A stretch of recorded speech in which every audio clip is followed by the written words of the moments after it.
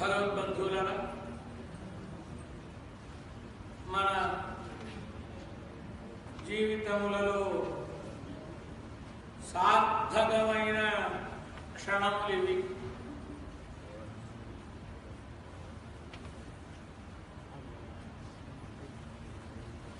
ఒక మహానుభావుడు ఒక గొప్ప మాటను తెలుపుతాడు.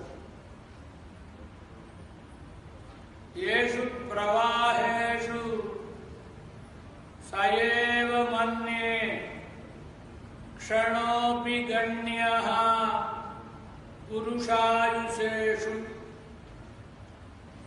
ఆస్వాద్యతే యత్ర కయాపి భక్త్యా నీలస్య బాలస్య నిజం చరిత్రం. అంటే ఏంటర్థం? యేషు ప్రవాహేషు సయేవ మన్యే. మనం ఎంతో జీవితాన్ని గడిపాం, ఇంతకు మునుపు జన్మలెత్తాం, ఇప్పుడు జన్మలెత్తాం. ప్రవాహంగా అలా జరుగుతూనే ఉంది. వీటిలో లెక్కింపబడునది ఏది? పనికి వచ్చే సమయం ఏది అంటే క్షణోపి గణ్యః పురుషాయుషేషు. ఒక్క క్షణమైన మన ఆయుష్లో అది లెక్కింపబడేది. అంటే అర్థమయ్యే భాషలో చెప్పుకోవాలంటే, యమధర్మరాజు గారి దగ్గరికి వెళ్ళిన తర్వాత చిత్రగుప్తుడిని యముడు వీడు ఎంతకాలం బతికాడో చెప్పి చిత్రగుప్త అని అడిగితే ఆయన పేజీలన్నీ తిప్పి వీడు 5 నిమిషాలు బ్రతికాడు స్వామి అని అంటే, ఈయన చిత్రగుప్త అచ్చు తప్పు పడినట్టుంది, నేను షష్ఠి పూర్తి చేసుకున్నానయ్యా, నువ్వేంటి 5 నిమిషాలే బతికానంటావు అంటే, అవునాయన నీ జీవితంలో పనికొచ్చేది 5 నిమిషాలే. ఆ 5 నిమిషాలైనా నీకు ఇష్టమై నువ్వు చేయలేదు. నీకెవరో ఒక ఆఫీసర్ గారితో పనుండి ఆయన దేవాలయంలో ఉంటే మరి ఆయనతో పని చేయించుకోవాలి కనుక ఆయన కోసం నువ్వు దేవాలయానికి వెళ్ళి ఆయన సంకీర్తనంలో పాల్గొంటే అక్కడికి వెళ్ళిన తర్వాత బొట్టు పెట్టుకోకపోతే కొంచెమైనా పెదవులు కలిపి నువ్వు సంకీర్తనం చేయకపోతే ఎక్కడ ఆయనకి నీ మీద అభిమానం కలగదు అని నువ్వు సంకీర్తనం చేసావు 5 నిమిషాలు, అదే పనికొచ్చేది. పంట చేలో పండిన పంటంతా పనికొచ్చేది కాదు.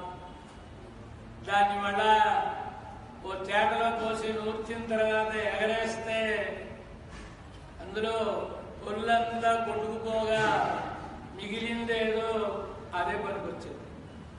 మన జీవితంలో కూడా అలా చిత్రగుప్తుడు జల్లెడ బట్టి చూస్తే మిగిలేదేది అంటే పరమాత్మను స్మరించిన సమయం ఏదో అది. అందులో కూడా సామాన్యమైన చోట్ల పరమాత్మను స్మరించడానికి, పరమాత్మ నిత్య నివాసం చేసే చోట, పరమాత్మకు ప్రీతిపాత్రమైన చోట పరమాత్మను స్మరించడానికి తారతమ్యం ఉంటుంది. అలా పరమాత్మకు ప్రీతిపాత్రమైన బృందావనిలో మనం భగవానుడిని స్మరించుకుంటున్నాం, లీలాస్థలి దర్శనం చేసుకుంటున్నాం. నిన్న బర్సానా, నందగాం, ప్రేమ సరోవర్ ఒక 3 స్థలములను దర్శించుకున్నాం. 3 స్థలములు మాత్రమే కాదు, బర్సానా అంటే గోవర్ధనగిరికి 14 మైళ్ళ దూరంలో ఉన్నటువంటి ఆ పర్వతమునకు పేరు వృషభానుపురము అని. ఆ పర్వతమునకు నందీశ్వర పర్వతము అని పేరు. నందీశ్వర పర్వతము అంటే పరమాత్మ వృషభాను పర్వతము, బ్రహ్మ పర్వతము అని పేరు. బ్రహ్మపర్వతం అంటే బ్రహ్మదేవుడు నీ లీలలను దర్శించాలని ఉందని ప్రార్థిస్తే పరమాత్మ ఆయనకు అవకాశం కల్పించి నీ ఒక పర్వత రూపంలో ఉంటే ఆ పర్వతం పైన నా లీలలను ప్రదర్శిస్తాను అనగానే బ్రహ్మదేవుడు బరసాన రాధాదేవి ఆవిర్భవించినటువంటి చోటు, అక్కడ ఒక పర్వత రూపంలో ఉంటే ఆ పైన రాధాదేవి ఆవిర్భవించింది. ఇంకా అనేకమైన స్థలములు ఆ కొండపైనే ఉన్నాయి. ఆ కొండకు ప్రక్కనే విష్ణు పర్వతం ఉంది. ఈ విష్ణు పర్వతమునకు బ్రహ్మ పర్వతమునకు మధ్యలో ఒక సన్నటి కాలిబాట ఉంది. ఆ కాలిబాటకు సాంఖరీ కోర్ అని పేరు. బరసానా నుండి పాలు పెరుగు అన్ని ఆ బాటలోనే పట్టణానికి తీసుకుని వెళ్ళి అమ్ముకునేవారు గోపాలకు. ఈ దారిలోనే అనేకములైన శ్రీకృష్ణ లీలలు జరిగాయి, రాధాకృష్ణుల లీలలు జరిగాయి. ఒక చమత్కారమైన దివ్యమైన లీల, గోపికలు శిరసు మీద పెరుగు కుండలను పెట్టుకుని పట్టణానికి అమ్ముకోవడం కోసం పెడుతూ ఉండేవారు. శ్రీకృష్ణ భగవానుడు ఒక నలుగురు స్నేహితులతోటి కలిసి దారిలో చెట్ల చాటు నుండి వాడు రాగానే వాళ్ళని అడ్డుకునేవాడు, అటకాయించాడు. మా కప్పం కట్టకుండా ఎక్కడికి వెళుతారు మీరు, మాకు ఇవ్వండి అని బలవంతంగా వాళ్ళ దగ్గర నుంచి లాక్కుని తాను తన స్నేహితుడు పాలు పెరుగు తాగిస్తూ ఉండేవాడు. ఒక రోజున అలా పెడుతుంటే కృష్ణ భగవానుడు అడ్డడం చూచిన రాధాదేవి ఒక ప్రణాళిక రచించింది. ఒక గోపిక పెరుగు కుండతోటి వెళ్ళిపోయింది. మిగతా గోపికలందరూ చెట్ల చాటున నక్కి ఉన్నారు.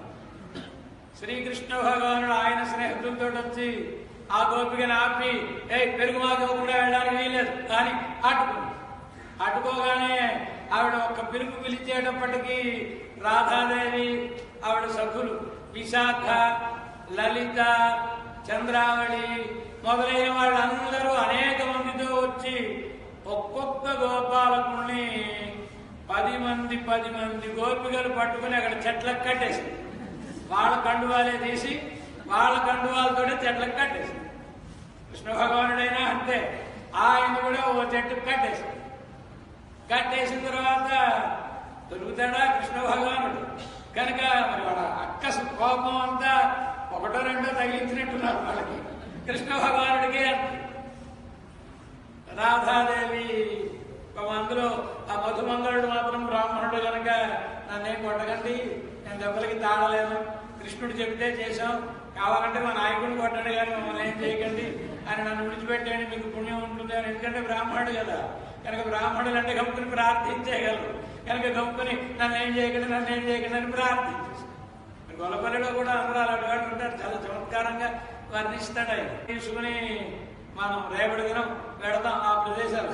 ఓ చెట్టు మీద పెట్టి కూర్చున్నాడు. ఆయన కూర్చుంటే గోపికలు అందరూ వచ్చి మరి మా వస్త్రాలు ఇచ్చేయమని అడగాలంటే అందరూ ఒక్కలా అడుగుతారండి. మనం కూడా మాట్లాడే తీరుల్లో ఎన్ని రకాలు ఉంటాయండి. ఒక్కొక్కళ్ళు కొంచెం అసలిస్తున్నట్టు అడుగుతుంది, ఒకడు ప్రతిమాలుకుంటున్నట్టు అడుగుతుంది.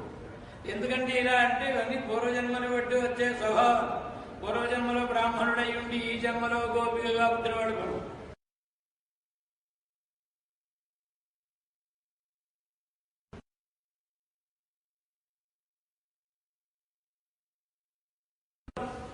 కనుక మాట్లాడే విధానంలోనే వాళ్ళ పూర్వజన్మ వాసనలు తెలిసిపోతాయి. కనుకనే బ్రాహ్మణులుగా క్రిందటి జన్మలో ఉన్న గోపికలు కృష్ణ భగవానుని ప్రార్థిస్తున్నారు. దేహి వాసాంసి ధర్మజ్ఞుడా, ఇది నీకు న్యాయమా? మా ఆడపిల్లల వస్త్రాలు ఎత్తుకోవడం న్యాయమా? దేహి వాసాంసి, మా వస్త్రాలు మాకు ఇచ్చేయి అని పాపం. అందులో పూర్వజన్మలో క్షత్రియులుగా ఉండి ఇప్పుడు గోపికలుగా పుట్టిన వాళ్ళు ఉంటారు కదా. నోచేత్రాజ్ఞే బ్రువామహే, చాలు ఇప్పటికే ఓవర్ చేసావు, మా వస్త్రాలు మాకు ఇచ్చేయి, లేదంటే మహారాజు గారికి చెప్తాను జాగ్రత్త. ఇది క్షత్రియులు అన్నమాట. ఇలా ఉంటాయి. కనుకనే మధుమంగళుడు ఆయన గొప్పని ప్రార్థించి శ్రీకృష్ణ భగవానుడు మండువాడు కదా, ఓ వట్టానికి ఆయన ఒప్పుకోడు, తప్పు ఒప్పుకోడు. ఓ 2 గట్టిగా తగిలించిన తర్వాత 2 రెక్కలు విరిచి పట్టుకుని రాధాదేవి మొత్తం ఆయనకి తన వస్త్రాలన్నీ తొడిగి గోపిక వేషం వేసి ఆఖరికి పెళ్ళైతే కానీ బెటర్గా సింధూరం, రాధాదేవి సింధూరం కూడా పెట్టేసి ఈ గోపికకి ఒక మేరి ముసుగు కప్పి పైన పెరుగు కుండ పెట్టి, ఇప్పుడు పెరుగు అమ్ముకుంటూ తిరుగు, పెరుగంటో పెరుగమ్మా పెరుగు అమ్ముకుంటూ తిరగాలి కదా, నాకు కొంచెం పెరుగు పెట్టు అని మళ్ళా ఈయన గద్దించేవాడు గోపికల్ని. అలాగే గద్దించాడు. ఆ లలిత అంటే 8 అష్టసఖులు అంట. ఆ లలితాదేవి దూరం నుంచి ఓ రాయి పుచ్చుకొని ఆ కుండను కొట్టి దాని కూడా ఆ పెరుగంతా ఈయన మొహం మీద పడిపోయి ఒంటి నిండా పడిపోయి, ఇంకెప్పుడైనా వాళ్ళ చేస్తావా? అంత ఆనందంగా ఉంటుందా ఇతరుల్ని గద్దించి పెరుగు అడుగుతుంటే? ఇప్పుడు ఎలా ఉంది అని ఇంక నేను ఎప్పుడు మీ జోలికి రా అని ఆయన అనిపించుకుని ఇలాంటి లీలలు ఎన్నో. ఆ దారిలో శ్రీకృష్ణ భగవానుడు వాళ్ళని అటకాయించడం ఇది ఒక ఆనందకరమైన లీల. అక్కడనే మయూర ఘట్ అని ఒకటి. మయూర ఘట్ అంటే అక్కడ రాధాకృష్ణులు విహరించే సమయంలో నెమళ్ల గుంపు వచ్చింది. అక్కడ నెమళ్ల గుంపు నాట్యం చేస్తుంటే రాధాకృష్ణులకు కూడా చాలా ఆనందం కలిగి వారు కూడా మయూర నృత్యం, ఆ నెమళ్ల వలనే మయూర నృత్యాన్ని చేశారు. ఆ ప్రక్కన ఉండే గోపికలు వాళ్ళు గబగబా వేణలు అవి అన్ని పట్టుకొచ్చి ఏదో మల్హార మేఘమల్హార అంటారు కదా, అలాంటి రాగాలన్నింటినీ వినిపించి ఆ నెమళ్ళు నాట్యం చేయడానికి ఆనందం కలిగించేవి. దానికి ఆ రీతిగానే మాన్ఘట్ రాధాదేవి దగ్గరికి కృష్ణ భగవానుడు బయలుదేరాడు. వస్తున్నాడు. ఆవిడ కబురు పెట్టాడు, ఫలానా సమయానికి ఫలానా చోటికి చేరవలసింది, నేను వస్తున్నాను. ఇలా వెడుతూ ఉంటే మధ్యదారిలో ఒక గోపిక ఎదురైంది. ఎవరావిడ? చంద్రావళి అనే అష్టసఖులలో ఒక గోపి. ఆ గోపికకు ఉచ్చరిక, ఏమయ్యా 4 రోజులు బట్టి నువ్వు కనబడటం లేదుట. చంద్రావళి 1 గంటకో గడికో ప్రాణాలు విడిచిపెట్టేసేటట్టుగా కళ్ళల్లో ప్రాణాలు పెట్టుకుని ఉంది. ఒకసారి వచ్చి ఆవిడికి కనిపించు, లేకపోతే బ్రతకదావిడ అనేటప్పటికీ సరే అని చంద్రావళి దగ్గరికి వెళ్ళిన తర్వాత కృష్ణ భగవానుడికి మాటలు చెప్పాలా, నువ్వే నా ప్రాణం అన్నట్టుగా ఉంటాడు కదా. ఆవిడతోటి మంచి ఆనందంగా మాట్లాడుతున్నాడు. ఇలా మాట్లాడుతూ ఉన్న సమయంలో రాధాదేవిని ఫలానా చోటికి రమ్మన్నాను సగలి మర్చిపోయాడు. ఈవిడతో మాటలో పడిపోయాడు. ఇంతలో రాధాదేవికి చాలా ఇష్టమైన మైనా, ఈ మైనా ఇక్కడికి వచ్చి ఈ చెట్టు మీద వాలి, ఈ కుటీరం దగ్గర చెట్టు మీద వాలి ఈ చంద్రావళి కృష్ణ భగవానుడు ఏం మాట్లాడుకుంటున్నాడో, మీరు ఏం మాట్లాడుకుంటారు, నువ్వే నా ప్రాణం, నువ్వే నా ప్రాణం, మిగతా వాళ్ళు అందరి తర్వాత ఇలాంటివేమో అంటూ ఉంటాడు కదా. ఈ మాటలన్నీ వెళ్ళి రాధాదేవికి చెప్పి పాపం కొంతసేపు అయిన తర్వాత ఈయన అరే చాలా గొప్ప పొరపాటు చేశాం మనం, రాధాదేవితోటి ఈ సమయానికి వస్తామని చెప్పామని అక్కడి నుంచి బయలుదేరి వచ్చు. కోపం వచ్చేసింది రాధాదేవికి, వెళ్ళిపోయింది. కృష్ణునికి ప్రవేశం లేదు. ఆవిడ కుటీరంలో కూర్చుంది. ఈయన పాపం రాధాదేవిని చూడకపోతే ఉండలేడు. ఎలా ఎలా అని ఆలోచిస్తుంటే విశాఖ సఖి ఆవిడ రాధాదేవి కోసం వెళుతూ కృష్ణుని చూసి ఏమిటిలాగా ఏడు ముఖం పెట్టి కూర్చున్నావు అని అడిగి, రాధాదేవి దర్శనం కలగడం లేదు నాకు, చాలా కోపంగా ఉంది, ఆ కోపం ఎలా తగ్గించాలో తెలియడం లేదు నాకు అని. ఒక పని చేయి, ఇప్పుడు రాధమ్మకు వీణాగానం వినిపించడం కోసమని ఏదో బృందాన్ని తీసుకెడుతోంది ఇవిడ. ఆ బృందంలో వేణువు వాయించే గోపిక, ఆ గోపిక గారి వేషం అంతా తీసి కృష్ణ భగవానుడికి వేసి ఈయన వేణ పుచ్చుకుని లోపలికి వెళ్ళిపోయిన తర్వాత మన కృష్ణ భగవానుడు వీణ వాయిస్తే ఎంత మధురతమంగా ఉంటుందండి.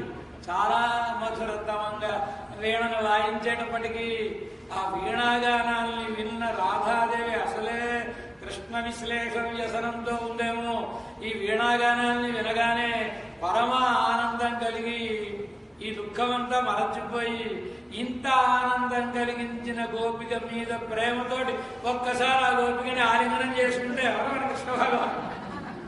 తర్వాత ఆనంద లీల, ఇలా అనేకమైన లీలలకు సాక్షిభూతములైన ప్రదేశములు బరసాన, విష్ణు పర్వతం, ఆ మధ్యలో ఉండేటటువంటి మార్గం, నందగం ఇత్యాదులన్నీ, ప్రేమ సరోవర్, మరి ప్రేమే ప్రవహించి జలములుగా నిండిన సరోవర్, ఇట్లాంటి వాటిని నిన్నటి దినం మనం దర్శనం చేసుకోవడం జరిగింది.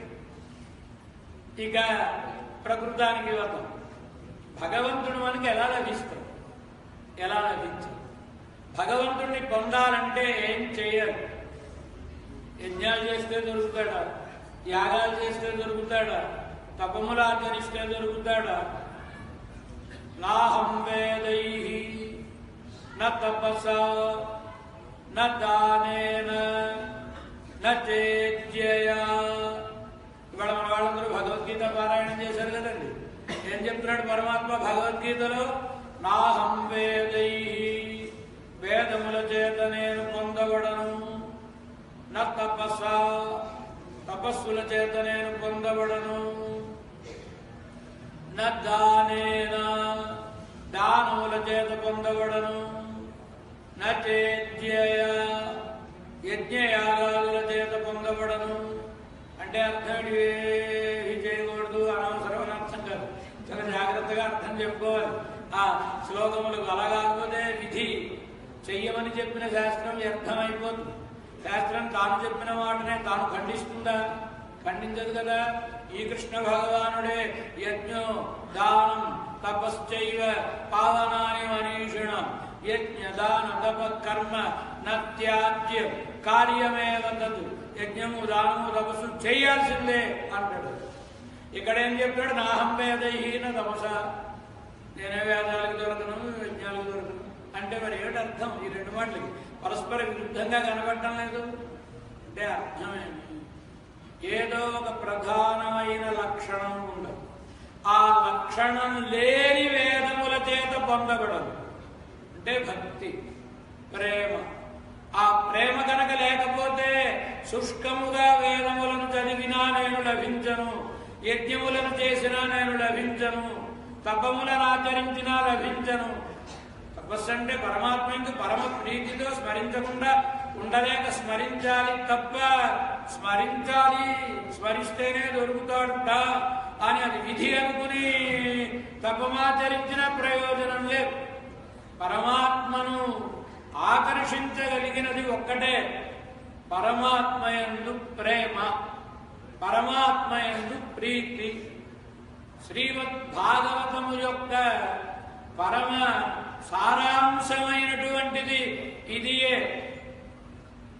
ఆరాధ్యో వ్రజేశతనయః తద్ధామ బృందావనం రమ్యా కాచిదుపాసన వ్రజవధూవర్గేణ తత్స్మారితం శ్రీమద్భాగవతం పురాణమమలం ప్రేమః పుమర్థో మహాన్. శ్రీచైతన్య మహాప్రభోర్మతమిదం తత్రాదరో నః పరః. శ్రీ విశ్వనాథ చక్రవర్తి అనుగ్రహించిన శ్లోకం ఇది. ఆరాధ్యో వ్రజేశతనయః, ఎవరిని ఆరాధించాలి మనం? వ్రజేశతనయః వ్రజం. వ్రజం అంటే గోవుల వెనకాతల గోపాలకులు సంచరిస్తూ ఉండేటటువంటి ప్రదేశం ఇది కాదు. వ్రజం అంటే అర్థమేమి? స్కాంద పురాణంలో శాండిల్య మహర్షి చెబుతాడు, వ్రజనం వ్యాప్తిరిత్యుక్త, పరమాత్మ అంతటా వ్యాపించి ఉండు ప్రదేశము. వ్రజము అనే మాటకు పరమాత్మ అంతటా సంచరిస్తూ ఉండేటటువంటి ప్రదేశం. ఆ వ్రజమునకు అధిపతి ఎవరైనా నందుడు. నందుడు అనేవాడికి అర్థమేమిటి? ఆనందించువాడు. ఎవరికి ఆనందం ఉంటుంది? అందరికంటే గొప్ప సంపదను పొందిన వారికి.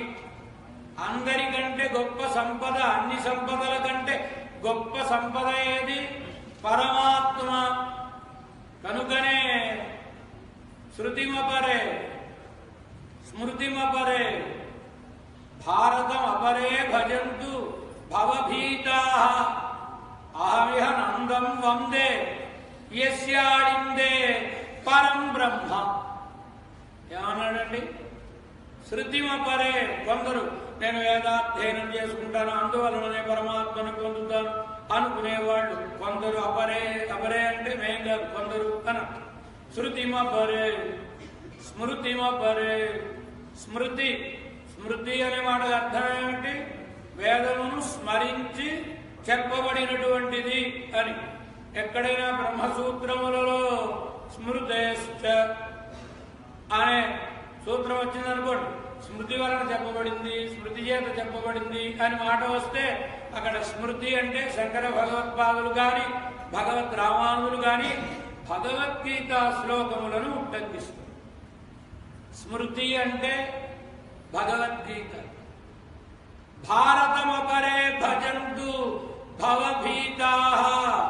కొందరు మహాభారత పారాయణం చేస్తే చేయనివ్వండి, సంసారం తొలగడం కోసమని, పరమాత్మను పొందడం కోసం. నాకైతే అవేవి అక్కరలేదు అన్నాడు. మరి నీకేం కావాలయ్యా? అహమిహ నందం వందే. నేను నందునికి నమస్కారం పెట్టుకుంటానండి, నందుడే నాకు రక్షకుడు. ఇదేంటయ్యా? భగవంతుడిని వదిలేసి నందుడిని పట్టుకున్నావు.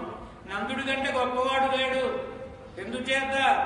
లోకంలో ఉండే వాళ్ళందరూ వాళ్ళు పరమాత్మని పొందడానికి అరులు చేస్తే, పరమాత్మ నగరంలో పుట్టినవాడు రాత్రికి రాత్రి నంద తనూజుడుగా భావింపబడడం కోసమని తానే నడుచుకుంటూ వెళ్ళాడు నందుడి కదా. కనుక పరమాత్మ తానే వరించి వచ్చాడు. నందుడెంత గొప్పవాడు! నందుని భవనం ఎంత గొప్పది! నందుని భవనం కాదు, నందుని ఇంటి ముంగిలి ఎంత గొప్పది! ఎంచేత నందుని ఇంటి ముంగిలిలో శృణు సఖి కౌతుకమేకం జరిగేట ఉసే వాళ్ళంతా చూసానే. ఏమిటే ఇంత ఎక్కడ చూడలేదే, ఎప్పుడు చూడలేదు. ఇవాళ భారీ విచిత్రం చూశారు. ఏమిటే నువ్వు చూసిన విచిత్రం? అక్కడ నందుడి ఇంటి ముంగిలిలో వేదాంత సిద్ధాంత నృత్యతి. వేదాంతములలో సారభూతంగా చెప్పబడిన పరమాత్మ తత్వం నాట్యం చేస్తోంది అని. యస్యాళిందే పరం బ్రహ్మ. ఎవ్వరి వసారాలో పరమాత్మ దొర్లుతున్నాడో, పొర్లుతున్నాడో, ఏడుస్తున్నాడో, గెంతులు వేస్తున్నాడో, నాట్యం చేస్తున్నాడో, మరి ఎవరండి గొప్పవాళ్ళంటే ఆయన కదా గొప్పవాడు. కనుక యత్పాదాంబు విధాయ మూర్ధని చితావాస శివత్వం హఠాత్ ప్రాప్తః భక్షిత కాలకూటరికరః మృత్యుంజయత్వం యయౌ దిగ్వాసాః నృకపాలమాత్ర విభవశ్చ ఆవిందదీశానతాం సత్వం నందసి యస్య మందిరగృహే నందాయ తస్మై నమః. ఎవరండి ఈయన? అద్వైత సిద్ధాంతంలో సింహాసనాధిష్ఠితుడైన మహాచార్యుడు మధుసూదన సరస్వతి యతీంద్రుడు. ఎంత గొప్పవాడైన! అద్వైత వీధి పథికైరుపాస్య స్వరాజ్య సింహాసన లబ్ధ దీక్షా శఠేన కేనాపి వయం హఠేన దాసీకృతా గోపవధూవితేన ఏమన్నా చెప్పాడండి. అద్వైతంలో నడయాడే, అద్వైత సిద్ధాంతంలో నడయాడే వాళ్ళందరూ మా దగ్గరికి వచ్చి మమ్మల్ని సేవిస్తూ ఉంటారండి. అయ్యా తప్పని చెప్పండి అని మొత్తం మమ్మల్నే సింహాసనాధిష్ఠితుడిని చేశారండి. అలాంటి నన్ను మా సిద్ధాంతం ప్రకారం ఏదో జ్యోతి కించిన యోగినో ఇది పరం పశ్యంతి పశ్యంతుతే అని ఏదో ఒక జ్యోతిని దర్శనం చేయడమే తప్ప ఈ రూపము ఈ గుణాలు లేవు. కానీ ఎవరో కుర్రవాడు, ఎలాంటి వాడు కుర్రవాడు నల్లగా ఉంటాడు. ఈ నల్లగా ఉండే కుర్రవాడు వచ్చి బలవంతంగా నా మనసుని ఆకర్షించి తన దాసుడుగా నన్ను చేసేసుకున్నాడు. ఆ మహానుభావుడు ఎంత గొప్పవాడండి. ఆయన ఎంత గొప్ప కృష్ణ భక్తుడంటే ఆయన భిక్షాటనం చేసుకుని తెచ్చుకున్న తర్వాత బాలకృష్ణుడు నడుచుకుంటూ వచ్చి ఆయన పాత్రలోని తీసుకుని తినేవాడు. అంత గొప్పవాడు. ఆయన చెప్తున్నాడు, మహేశాదులందరికీ అంత గొప్పతనం కలగడానికి కారణమైన పరమాత్మ ఏ నందుని ఇంటిలో ఆనందంగా నాట్యం చేస్తున్నాడో ఆ నందునికి నమస్కారం. కనుక నందుడు అంటే పరమాత్మ యొక్క పరిపూర్ణ అనుభవాన్ని పొందినవాడు. వసుదేవుడు కన్నాడు. వసుదేవుడి దగ్గర కృష్ణ భగవానుడు చనువుగా ఉన్నాడు, నందుడి దగ్గర చనువుగా ఉన్నాడు. వసుదేవుడికి ఆయన పరమాత్మని తెలుసు, తన కుమారుడైన కనుక గట్టిగా దగ్గరికి తీసుకుని కౌగలించుకోవడం మరోడు చేయడానికి వెనుకాడుతాడు. కానీ నందుడికి అవేం తెలియవు. కుమారుడు అనుకుంటాడు, కొడితే కొడతాడు, బుజ్జగిస్తే బుజ్జగిస్తాడు, ఒళ్ళో కూర్చోబెట్టుకుంటాడు, ఈయన అయ్యా అని మెడబట్టుకుంటాడు. ఇదంతా నందుడి దగ్గర జరుగుతూ ఉంటుంది. కనుక ఎవరు గొప్పవాడు? ప్రజేశ, ప్రజానికి ఈశుడైన నందుడు ఉపనిషత్ సిద్ధాంతాన్ని తన కన్ను సన్నలలో ఉండేలా. ఎప్పుడైనా కృష్ణుడు మరీ దుందుడుకు చేష్టలు చేశాడు అనుకోండి, ఏం చెప్తుంది యశోదమ్మ? రే మీ నాన్నగారు అనగానే అంతవరకు అల్లరి చేసిన వాడు గప్ చుప్ మన బుద్ధిమంతుడాగా ఏదో పుస్తకం పట్టుకుంటాడు అన్నమాట. ఎంచేత అంటే నందుడంటే అంత భయం. ఈయన కడగంటి చూపుకు లోకాలన్నీ భయపడతాయి. కానీ ఈయన నందుని ఆజ్ఞావశవర్తి. ఎంత గొప్పవాడండి నందుడంటే.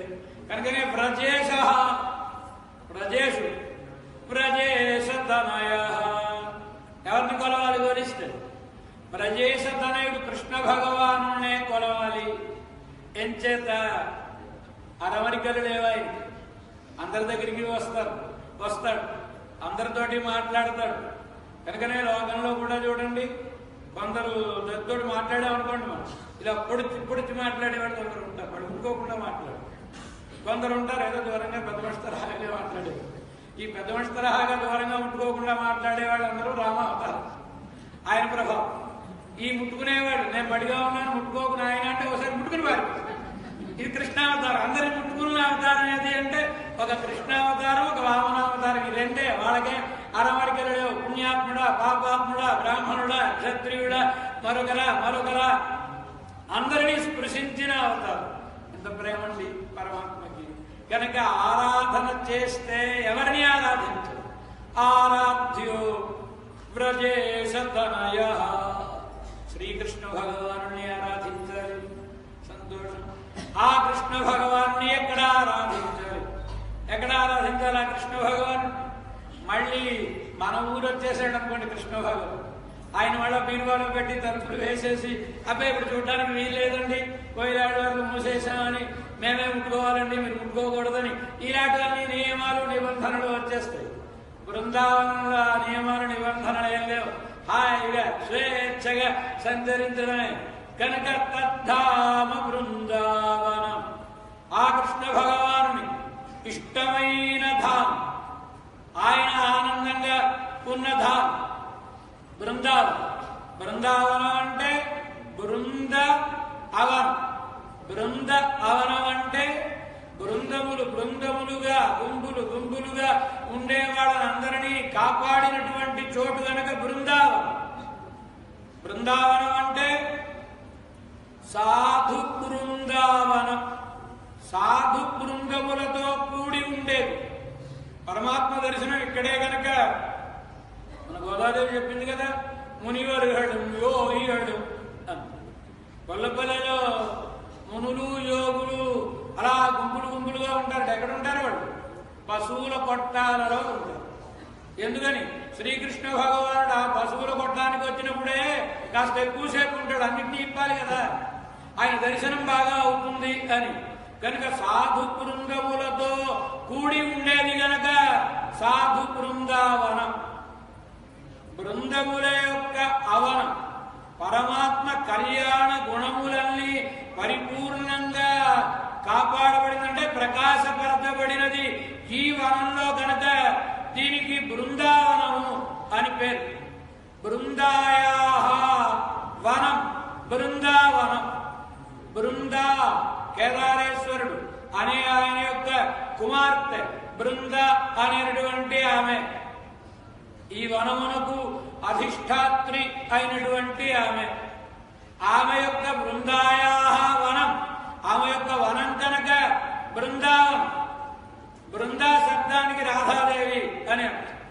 కనుక రాధాదేవికి ఇష్టమైన వనం కనుక, రాధాదేవి శ్రీకృష్ణ భగవానునితో విహరించే వనం కనుక సాధు బృందావనే స్థితం అంట. కనుక తద్ధామ బృందావనం. వచ్చేసాం బృందావనానికి. ఇప్పుడు బృందావనంలో ఎలా ఉపాసన చేయాలి పరమాత్మని? రమ్యా కాచిదుపాసన. ఉపాసన చేస్తే ఎలా ఉండాలి? ఎలా ఉండాలి ఉపాసన? రమ్య, ఆనందం కలిగించేదై ఉండాలి. ఉపాసన అంటే గడియారం పెట్టుకుని అలారం పెట్టుకుని ధ్యానం చేస్తే ఏం ప్రయోజనం? మధ్యలో మళ్ళా అలారం చేసి చూస్తూ ఉంటాం, కొంపదీసి గడియారం ఆగిపోలేదు కదా, 10 నిమిషాలు ఎక్కువైతే ప్రమాదం కదా. కనుక ఏం ప్రయోజనం లేదు. అది ప్రేమతో కూడిన ఉపాసనంగా రమ్య కాచిదుపాసన. అలా ప్రేమతో కూడిన ఉపాసనం ఎవరిది? పురుషునికి పురుషుని యందు ఉండే ప్రేమ కంటే స్త్రీకి పురుషుని యందు ఉండే ప్రేమ, పురుషునికి స్త్రీ యందు ఉండే ప్రేమ రహస్యమైనటువంటిది అవుతుంది గనక వ్రజవధూ వర్గేణ తత్స్మారితం. ఈ బృందావనంలో ఉండే గోపికల ద్వారా ఆ ఉపాసన ఏమిటో చెప్పబడుతోంది. కలిసి ఉన్న కృష్ణుడే, ఎడబాసి ఉన్న కృష్ణుడే. ఇంత చమత్కారమైన భావనండి గోపికలది. ఓ గోపికని అడిగింది మరొక గోపిక, ఏమి ఇలా కృష్ణ కృష్ణ అని విశ్లేషణతో బాధపడుతున్నావు? పోనీ ఏదో చెప్పి నేను ఆ కృష్ణుడి దగ్గరికి తీసుకుని వెళ్ళనా అని అంటే ఈ గోపిక ఆలోచన వద్దులేవే, ఇలాగే బాగుంది. ఇదేంటే ఎడబాసి బాధపడుతూ ఇలాగే బాగుంది అంటావు. కృష్ణుడి దగ్గరికి వెడితే ఒక్క కృష్ణుడే కనబడతాడు. ఇప్పుడు ఆయన్నే తలుచుకుంటూ ఉండడం వలన ఎక్కడ చూసినా కృష్ణుడే కనబడతాడు. కనుక ఎక్కడ చూసినా కృష్ణుడు కనబడితే అనుభవం గొప్పదా? ఒక్క కృష్ణుడు కనబడితే అనుభవం గొప్పదా? కనుక రమ్యా కాచిదుపాసన. ఉపాసన చెయ్యాలంటే ఎలా చేయాలి? గోపికలలా ఉపాసన చేయాలి. శ్రీకృష్ణ భగవానుడు ఉద్ధవుని పంపిస్తాడు గోపికల దగ్గరికి, బృందావనానికి పంపిస్తాడు. ఉద్ధవుడంటే వృష్ణీనా ప్రవరో మంత్రి, సాక్షాత్ బృహస్పతే శిష్య. బృహస్పతి గారి దగ్గర చదువుకున్నవాడు, దేవగురు బృహస్పతి దగ్గర చదువుకున్నవాడు. ఆయన గురుకులంలో కాదు, ఆయన ప్రత్యేకంగా పాఠం చెప్పాడు. ఇక్కడ తెలివితేటలకు మురిసి. మరి ఇంత గొప్పవాడు ఆయన. వృష్ణీనాం ప్రవర, బంధుత్వం కలిగిన వాడు, వాళ్ళందరిలోనూ శ్రేష్ఠుడైనటువంటి వాడు. మంత్రి, అతి రహస్యమైన మాటలను కూడా కృష్ణ భగవానుడు చెప్పుకోగలిగినటువంటి స్నేహితుడి అన. ఉద్ధవుణ్ణి చూచాడు కృష్ణ భగవానుడు. ఈ ఉద్ధవుణ్ణి చూచి ఇతనికి నేను రేపు ఏదో గొప్ప పాఠం చెప్పాలి, ఉత్తుంగమైన స్థాయిలోని వేదాంత విషయములను చెప్పాలి, చెప్పాలంటే దానికి తగిన యోగ్యత కలగాలి. ఈ యోగ్యత సరిపోదు. జ్ఞానం ఉంది ఈయన దగ్గర, ఆ జ్ఞానం సరిపోదు. అది ప్రేమగా పరిణతం అవ్వాలి. ప్రేమ అంటే ఎలా ఉంటుందో తెలియాలంటే ముందు గోపికల దగ్గరికి పంపించి వాళ్ళ దగ్గర శిక్షణ పొందిన తర్వాత అప్పుడు నేను పాఠం చెప్పాలి. కనుక ముందు గోపికల దగ్గరికి పంపించి, గోపికల దగ్గరికి వెళ్ళి నేర్చుకోమంటే ఉద్ధవుడు పెడతాడండి. ఈయనేమో బృహస్పతి గారి శిష్యుడు, మహామేధావి. గోపికల నాకు పాఠం చెప్పేవాడు, చాకరి బొద్దులు వేసుకోవడం కూడా రాదు వాళ్ళకి అని అనడా. చమత్కారంగా కృష్ణ భగవానుడు ఏదో కొంచెం అలా మగ్నతలో ఉన్నట్టు నటిస్తే ఈయనకి పాపం తెలియదు. ఓ ఎవడు గుర్తుకొచ్చినట్లు ఉన్నారు. ఈయన బాలకృష్ణుడు రాధా రాధా అంటున్నాడు. అనగానే రాధ గుర్తుకొచ్చి బాధపడుతున్నాడు అవసరం అనుకుంటున్నాడు. రాధ గుర్తుకు వచ్చి బాధపడడం కాదు, ఎప్పుడూ రాధాదేవి స్మరణలోనే ఉంటుంది. మధ్యలో గుర్తుకు రావడం రాకపోవడం ఉండదు. ఆయన తెలియదు కనుక ఆయన స్థాయిలో ఆయన ఆలోచన. కృష్ణుని చూచి ఓ నవ్వు నవ్వి ఉద్ధవుడు కృష్ణుడితోటి ఓ మాట అన్నాడు. కృష్ణ ఏంటి పామరత్వం? గోపికలంటే గొల్లపల్లెలో ఉంటారు. చదువా, సంధ్య, ఆచారమా ఏం లేని వాళ్ళు, వాళ్ళ మీద నీకు ఇంత ప్రేమ ఏమిటి అన్నాడు. పాపం గోపికల సంగతి తెలియక. అంటే కృష్ణ భగవానుడు గోపికల సంగతి నీకు తెలియదయా, వాళ్ళు చాలా ప్రేమ కలిగిన వాళ్ళు. కృష్ణ నాకు నువ్వంటే ప్రేమ లేదా అంటే నీకు ప్రేమ తక్కువ అని అంటే బాగుంటుందా? బాగుండదు. మళ్ళీ అవతలాడు ఫీల్ అవ్వకూడదు కదండి. కానీ కృష్ణ భగవానుడు అందంగా అసలు నువ్వు ఎప్పుడు నాతోటే ఉంటావు కదా, ఇంటికి వెళ్ళాలనిపించడానికి అడిగాడు ఉద్ధవుడిని కృష్ణ భగవానుడు. ఏమిటో కృష్ణ, చిన్నప్పటి నుంచి అంతే, నీ ఆటలు ఆడుకోవడంతో కాదు, కృష్ణ భగవానుడితోటే ఆటల్లో ఉండేవాడు. ప్రాతరాశ యాచిత, వాళ్ళ అమ్మ ఒరే నాయన భోజనడానికి రారా అంటే వెళ్ళేవాడు కాదు. కృష్ణ భగవానుడి ఆటలలో మునిగిపోయి ఉండి నువ్వంటే నాకు ప్రేమ, నీతో ఉంటేనే నాకు ఆనందంగా ఉంటుంది అంటే ఇప్పుడు నువ్వు నాతోటి ఎప్పుడు ఉంటున్నావు కదా, ఎందుకోసం? నాతో కలిసి ఉంటే నీకు ఆనందం కనుక. నాతో కలిసి ఉండడం ఎందుకోసమని? నీకు ఆనందం కలుగుతుంది కనుక. ఒకవేళ నీకు ఆనందం కలగకపోతే కలిసి ఉండు కనుక. అంటే నాతో నువ్వు కలిసి ఉండేది నీ ఆనందం. మరి గోపికలు ఎలాంటి వాడో తెలుసునా ఉద్ధవ? ఎలాంటి వాడు గోపికలు? నిజాంగమపి యాహ గోప్య మమేతి సముపాస. గోపికలు వాళ్ళని వాళ్ళు కూడా నా కోసం ప్రేమిస్తారు. ఏమిటండి? గోపికలు మనం కృష్ణ భగవానుని ప్రేమిస్తాం. ఎందుకోసం? మన కోసం కదండి. మన కోసం పరమాత్మని ప్రేమిస్తాం. వాళ్ళు వాళ్ళని ప్రేమించుకుంటారు కృష్ణ భగవానుడి కోసమని. ప్రేమ అంటే బృందావనంలోనే దొరుకుతుంది. శ్రీకృష్ణ భగవానుని మధురానగరంలో విడిచిపెట్టి నందుడు ఇంటికి వచ్చాడు, పంపించేశాడు తండ్రి గారిని. కృష్ణుడు ఇక్కడ పనులు ఉన్నాయి చూసుకుని వస్తానని చెప్పండి, మీరు ఇంటికి వెళ్ళండి, అమ్మ ఎదురు చూస్తూ ఉంటుంది. యశోదమ్మ దగ్గరికి వచ్చాడు, గుమ్మంలో కూర్చుంది యశోదమ్మ. పాపిష్టి కంసుడి దగ్గరికి వెళ్ళాడు కృష్ణుడు. అప్పుడు ఈ సెల్ ఫోన్లు అవి ఏం లేవు కదండి మెసేజ్లు తెలుసుకోవడానికి. ఏమైపోయాడో ఏమిటో వార్తలు తెలియవు. గుమ్మంలో కూర్చుంది యశోదమ్మ. వచ్చాడు నందుడు, చూసింది పిల్లలు వచ్చారేమో అని. రాలేదు. ఏమిటి పిల్లలు రాలేదా?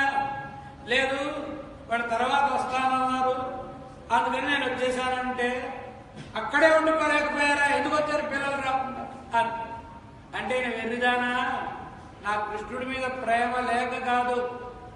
కృష్ణుడు రాలేదని నేను బాధపడితే, నేను బాధపడ్డానన్న సంగతి తెలిసి అతను బాధపడతాడు.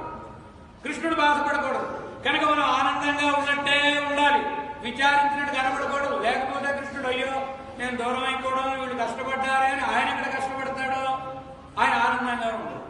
గోపికలు ఎప్పుడు చక్కగా అలంకరించుకుని ఉంటారు. ఉద్ధవుడు బృందావనంలోకి వచ్చినట్టు పాపం ఆయనకు తెలియదు. ఆయన ఏమనుకుంటున్నాడు, ఇప్పుడు నేను వెళ్ళాలిగా అవసరం, ఈ గోపికలకి నందుడికి యశోదమ్మకి చెప్పాలి, మీరేం బెంగపడకండి, వచ్చేస్తాడు ఆయన, ఆయన పరమాత్మ అని బాగా ఉపన్యాసం చెప్పాలి అని రిహార్సల్స్ వేసుకుంటూ పెడుతున్నాడు. ఈయన దృష్టిలో బృందావనం అంటే ఎలా ఉంటుంది? అందరూ 7 ముఖాలతో కూర్చుని ఉంటారు అనుకుంటున్నాడు ఈయన. కానీ ఈయన పెడితే ప్రతి ఇంటికి చక్కగా తోరణాలు కట్టున్నాయి. ప్రతి ఇంట్లోనూ ఎవరికి వాళ్ళు తల నిలుపుతున్నారు. ఆ దధిమంధన ధ్వని వినబడుతోంది ప్రతి ఇంట్లోంచి బయటికి. ఇది చూసిన ఈయన అయ్యయ్యో వెర్రి కృష్ణుడు వీళ్ళేదో వెంగ పెట్టుకున్నారనుకుని నన్ను పంపించాడు, వీళ్ళు ఎంచక్క వాళ్ళ పనులని వాళ్ళు చేసుకుంటున్నారు అనుకున్నాడు ఆయన. తర్వాత మాట్లాడిన తర్వాత అప్పుడు తెలిసింది ఎందుకోసం గోపికలు ఇలా ఉన్నారు. కృష్ణుడు ఒక మాట చెప్పాడు, పని మీద పెడుతున్నాను మధుర, పని అవగానే వస్తాను. ఎప్పుడు పని అవుతుందో, ఎప్పుడు వస్తాడో, రాగానే కృష్ణుడు నాకు కొంచెం వెనబెట్టు అన్నాడు అనుకోండి. ఆ మధురుడే వెన్న దొరక్క పాపం ఇక్కడ వెన్న అలవాటు పడినవాడు కదా, నవ్య నవనీతం కోసమని వెన్నపెట్టు అనగానే నిన్న తీసిన వెన్న మొన్న తీసిన వెన్న పెడితే ఈ కాలంలో డైనింగ్ టేబుల్ మీద పెట్టాను పెట్టుకుని తినంటేనే భార్యకి గోపికి తేడా ఏముంటుంది? ఏమి ఉండదు. తాజాగా వెన్న తీసి కృష్ణ భగవానుడికి పెట్టాలి అంటే వెన్న చిలుకుతున్నారు వెన్న. కృష్ణుడు ఎప్పుడు వస్తాడో ఎప్పుడు అడుగుతాడు. ఆయన వచ్చేటప్పటికి వీళ్ళు కనుక జిడ్డోడుతూ ఉన్నారనుకోండి, అయ్యో పాప నా గురించి వెంగ పెట్టుకుని ఇలా అయిపోయింది అవసరం అనుకుని ఆయన ఎక్కడ ముఖం మ్లానం అవుతుందో ఆయనకి కృష్ణ భగవానుడికి మనం ఆనందంగా కనిపించాలి. మనసులో విచారం ఉంటే ఆనందంగా కనబడాలి. కనుక ప్రతి గోపిక అలంకరించుకునే ఉంటుంది. ఎందుకోసమని ఇంత కృష్ణ భగవానుడు చెప్పాడు, నిజాంగమపియా గోప్య మమేతి. ఈ శరీరం వాళ్ళదని వాళ్ళు అనుకోవడం లేదు, కృష్ణుడి వాళ్ళమ్మే. ఈ శరీరం మనదనుకుంటే శరీరం వలన మనకు ఆనందం కలగాలనుకుంటాం, ఇది కృష్ణుడిది అనుకుంటే దీని వలన కృష్ణుడికి ఆనందం కలగాలనుకుంటాం. అలాగే ప్రవర్తిస్తాం. కనుక రమ్యాకాచిదుపాసన వ్రజవధూ వర్గేణ తత్స్మారితం. ప్రేమంటే ఎలా ఉండాలో గోపికల చేత తెలుపబడింది. కనుకనే పరమాత్మను ప్రేమించే వాళ్ళు ఎలా ఉండాలి? చైతన్య సంప్రదాయం నుంచి మళ్ళా కొంచెం వస్తే హరిదాస సంప్రదాయం అని. ఈ హరిదాస సంప్రదాయం అంటే సఖీ సంప్రదాయం. గోపికా రూపంలో ఉండి భగవంతుణ్ణి ఉపాసన చేస్తూ ఉంటారు. ఇది పరమాత్మకు ఆనందం కలిగించేటటువంటి ఉపాసనము అని. కనుక గోపికలు ఆదర్శమైన వాళ్ళు. గోపికలంటే ఎవరు? ప్రేమ పదాచార్య.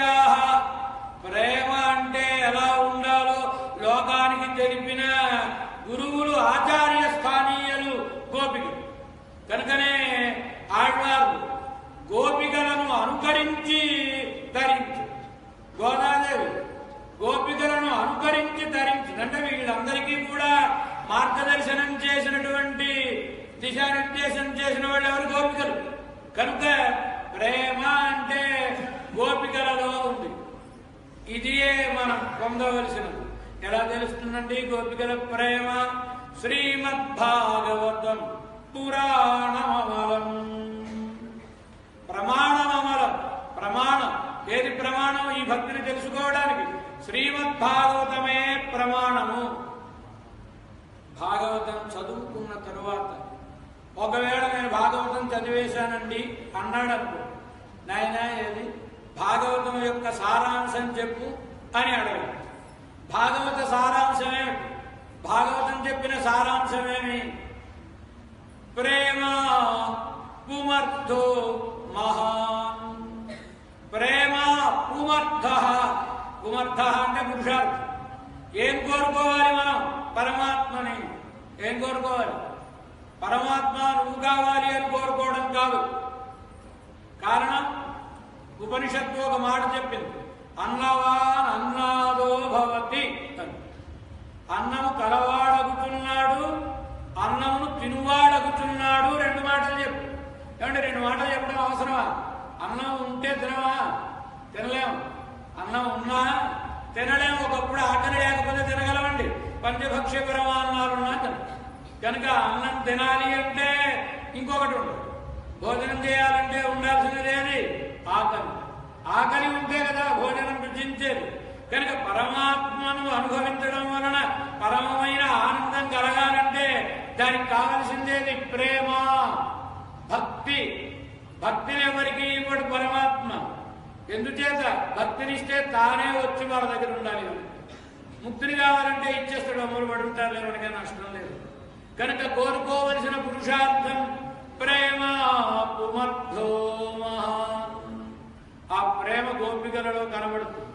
గోపికలంటే కేవలం స్వైరిణులో జారిణులో కారు, పరమాత్మ తత్వమును సువిశదంగా తెలుసుకున్నటువంటి వాళ్ళు. అది వాళ్ళ మాటలలోనే తెలుస్తుంది మనం. ఏమంటున్నారు గోపికలు కృష్ణ భగవానుడితోటి? స్వామి ఎందుకు కనబడటం లేదు నువ్వు? ఇలా ప్రతివాడికి కనబడటమే నాకు పని అనుకుంటున్నావేమో. నువ్వు పరమాత్మవని తెలిసి నిన్ను ఆశ్రయించిన వాళ్ళం మేము. కేవలం మేము స్త్రీలము, నువ్వు పురుషుడివి అనే భావనతోటి మాత్రమే నీ దగ్గరకు వచ్చిన వాళ్ళం కాము. నువ్వెవరో మాకు తెలుసును. ఓ నేనెవరిని మీకేం తెలుసుటా చెప్పండి. నఖలు గోపిక నందనో భవాన్ అఖిల దేహిన అంతరాత్మదృక్ విఘన సాధితో విశ్వగుప్తయే సఖ ఉదైవా సాత్వతాంకులే. ఏం చెప్తున్నారండి? ఒకసారి అనుసంధానించారు. నఖలు గోపిక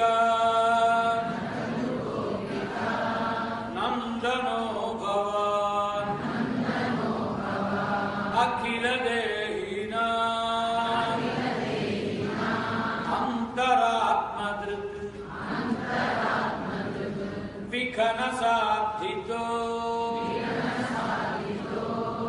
విశ్వగుప్తయే సఖ ఉదైవా సాత్వతాంకులే. గోపికలు కృష్ణ భగవానుడికి విజ్ఞాపనం చేస్తున్నారు. భగవద్గీతలో ప్రత్యేకం ఒక అధ్యాయం, 4వ అధ్యాయం. ఈ అధ్యాయంలో తెలుపబడిన విషయమేమి? అవతార రహస్య జ్ఞానము ముక్త్యుపాయములలో ఇది ఒకటి. భగవద్గీత అంటే సిద్ధాంత గ్రంథం, భాగవతం అంటే ప్రయోగ గ్రంథము. ఆ అవతార రహస్య జ్ఞానంలో చెప్పబడిన రహస్యాన్ని ఈ శ్లోకంలో గోపికలు తెలుపుతుంది. నఖలు గోపిక నందనో భవ, నువ్వు మా గోపిక అయిన యశోదమ్మ కుమారుడవు కావు అని. ఓహో, ఇంత కష్టపడి పిహెచ్డి చేసి కనుక్కున్నదేంటి? నేను గోపాలకుని కాను అని ఇదేనా మీరు కనుక్కున్న విషయం అన్నాడు ఆయన. అవునయ్యా, నువ్వు మావాడితో ఎలా చెప్పగలుగుతున్నారా మీరు? నఖలు గోపికానందనో భవ, నువ్వు మా కోళ్ళ కులంలో గోపాల కులంలో పుడితే, మా గోపాల కులం ఎలాంటి వాడమో తెలుసునా? గోపాలకులు ఎలాంటి వాడండి? వాడు స్వీకరించే పదార్థం ఏంటండి? వెన్న, పాలు, పెరుగు, గవ్యం కదా. మరి ఇవి స్వీకరించిన వాడి మనసు ఎంత మెత్తగా ఉంటుంది, ఎంత ఆర్ద్రంగా ఉంటుంది. ఇంత ఆర్ద్రమైన మనసు కలిగిన వాడు ఎవరివాడు కష్టపడుతుంటే చూసి ఊరుకోగలడా? ఊరుకోలేడు. మరి మేము ఇంత బాధపడుతుంటే దుఃఖిస్తుంటే ఈ మనసు కలగలేదంటే నువ్వు మా వాడివి కావు, తెలిసిపోయింది. నఖలు గోపిక నందనో భవ. ఏమిటి చెప్తున్నారండి కృష్ణ భగవానుడు? నఖలు గోపికానందనో భవ, యశోదమ్మ కొడుకు అయిన నువ్వు నఖలు. నఖలు అనే వాళ్ళకి అర్థం ఏంటో తెలిసిన? అవతలి వాళ్ళని అంటే రకరకముల స్వభావములు కలిగిన వాళ్ళు ఉంటారు. కొందరికి మామూలుగా అవతలి వాళ్ళు నవ్వుతూ ఉంటే వీడు చూడలేదు. వాళ్ళకి ఏదైనా కష్టం కలిగితే తప్ప వీడికి నవ్వురాదు. చమత్కారం అండి. వీడి బతుకులో ఎప్పుడు తాంబూలం వేసుకోవట్లేదు. ఎప్పుడైనా ఎవరింటికైనా ఫంక్షన్కి పెడితే వాడిస్తే వేసుకోవడమే తప్ప ఇప్పుడు కొనుక్కుని తాంబూలం వేసుకోవడం అనేది వాడి బతుకులో. అలాంటి వాడు ఒక రోజున మంచి ఖరీదైన తాంబూలం కొని తెచ్చి వేసుకుని వీధి గుమ్మంలో కూర్చుని వచ్చేవాళ్ళని పోయేవాళ్ళని అందరినీ వీడు కిళ్ళీ నవ్వుతున్నాడని తెలియాలి కదా వాడికి అందరికీ. కనుక అందరిని ఏమో బాగున్నావా అని అడుగుతూ ఉంటాడు. ఇలా అడుగుతుంటే ఏంటి ఈయనకి ఇవాళ ఇంత ఆనందం కలిగింది, ఈయనకి ఏమిటి విశేషం? పక్కవాడి టీవీ షార్ట్ సర్క్యూట్తో పేలిపోయింది. ఇది వీడి ఆనందానికి కారణం ఏంటండి? నల్లుద్దార్ కలైందే నన్నాదార్ మురువలింప నల్లుద్దార్ కలైంది ఏంగా నన్నాదార్ మురువలి చిరునవ్వు. ఒకళ్ళ కష్టం కలిగితే ఆనందం కలిగే స్వభావం కొందరికి ఉంటుంది. వీళ్ళ కోసం మనం వీధుల్లో ఇప్పుడు ఎదగాల్సిన అవసరం లేదు. ఒకసారి మనం చెక్ చేసుకుంటే తెలుసు. చంటి పిల్లలు ఆడుకుంటుంటే ఎత్తుకుని ఒకసారి కుక్కగిల్లి వాడు ఏడుస్తుంటే వదిలేస్తాను చూసారా? మనం అందరం వాడాలి. మనకు పేరు పెట్టేసరి కోర్టుకులు వీడు నఖలుహు. నఖలుహు అంటే అర్థం ఏమిటి? నఖాన్ లునాతి ఇది నఖలుహు అని. ఎప్పుడైనా ఘోరమైన దండనను విధించినప్పుడు ఇంటరాగేషన్ అంటారు కదండి. ఈ ఇంటరాగేషన్ చేసినప్పుడు వాడు పట్కారుతాడు, గోరు పట్టుకుని చెప్పు చెప్పు అని లాగుతూ ఉంటాడు. ఎంత దుఃఖం కలుగుతుందండి. అదిగో అలాంటి దుఃఖం కలిగించేవాడు నువ్వు.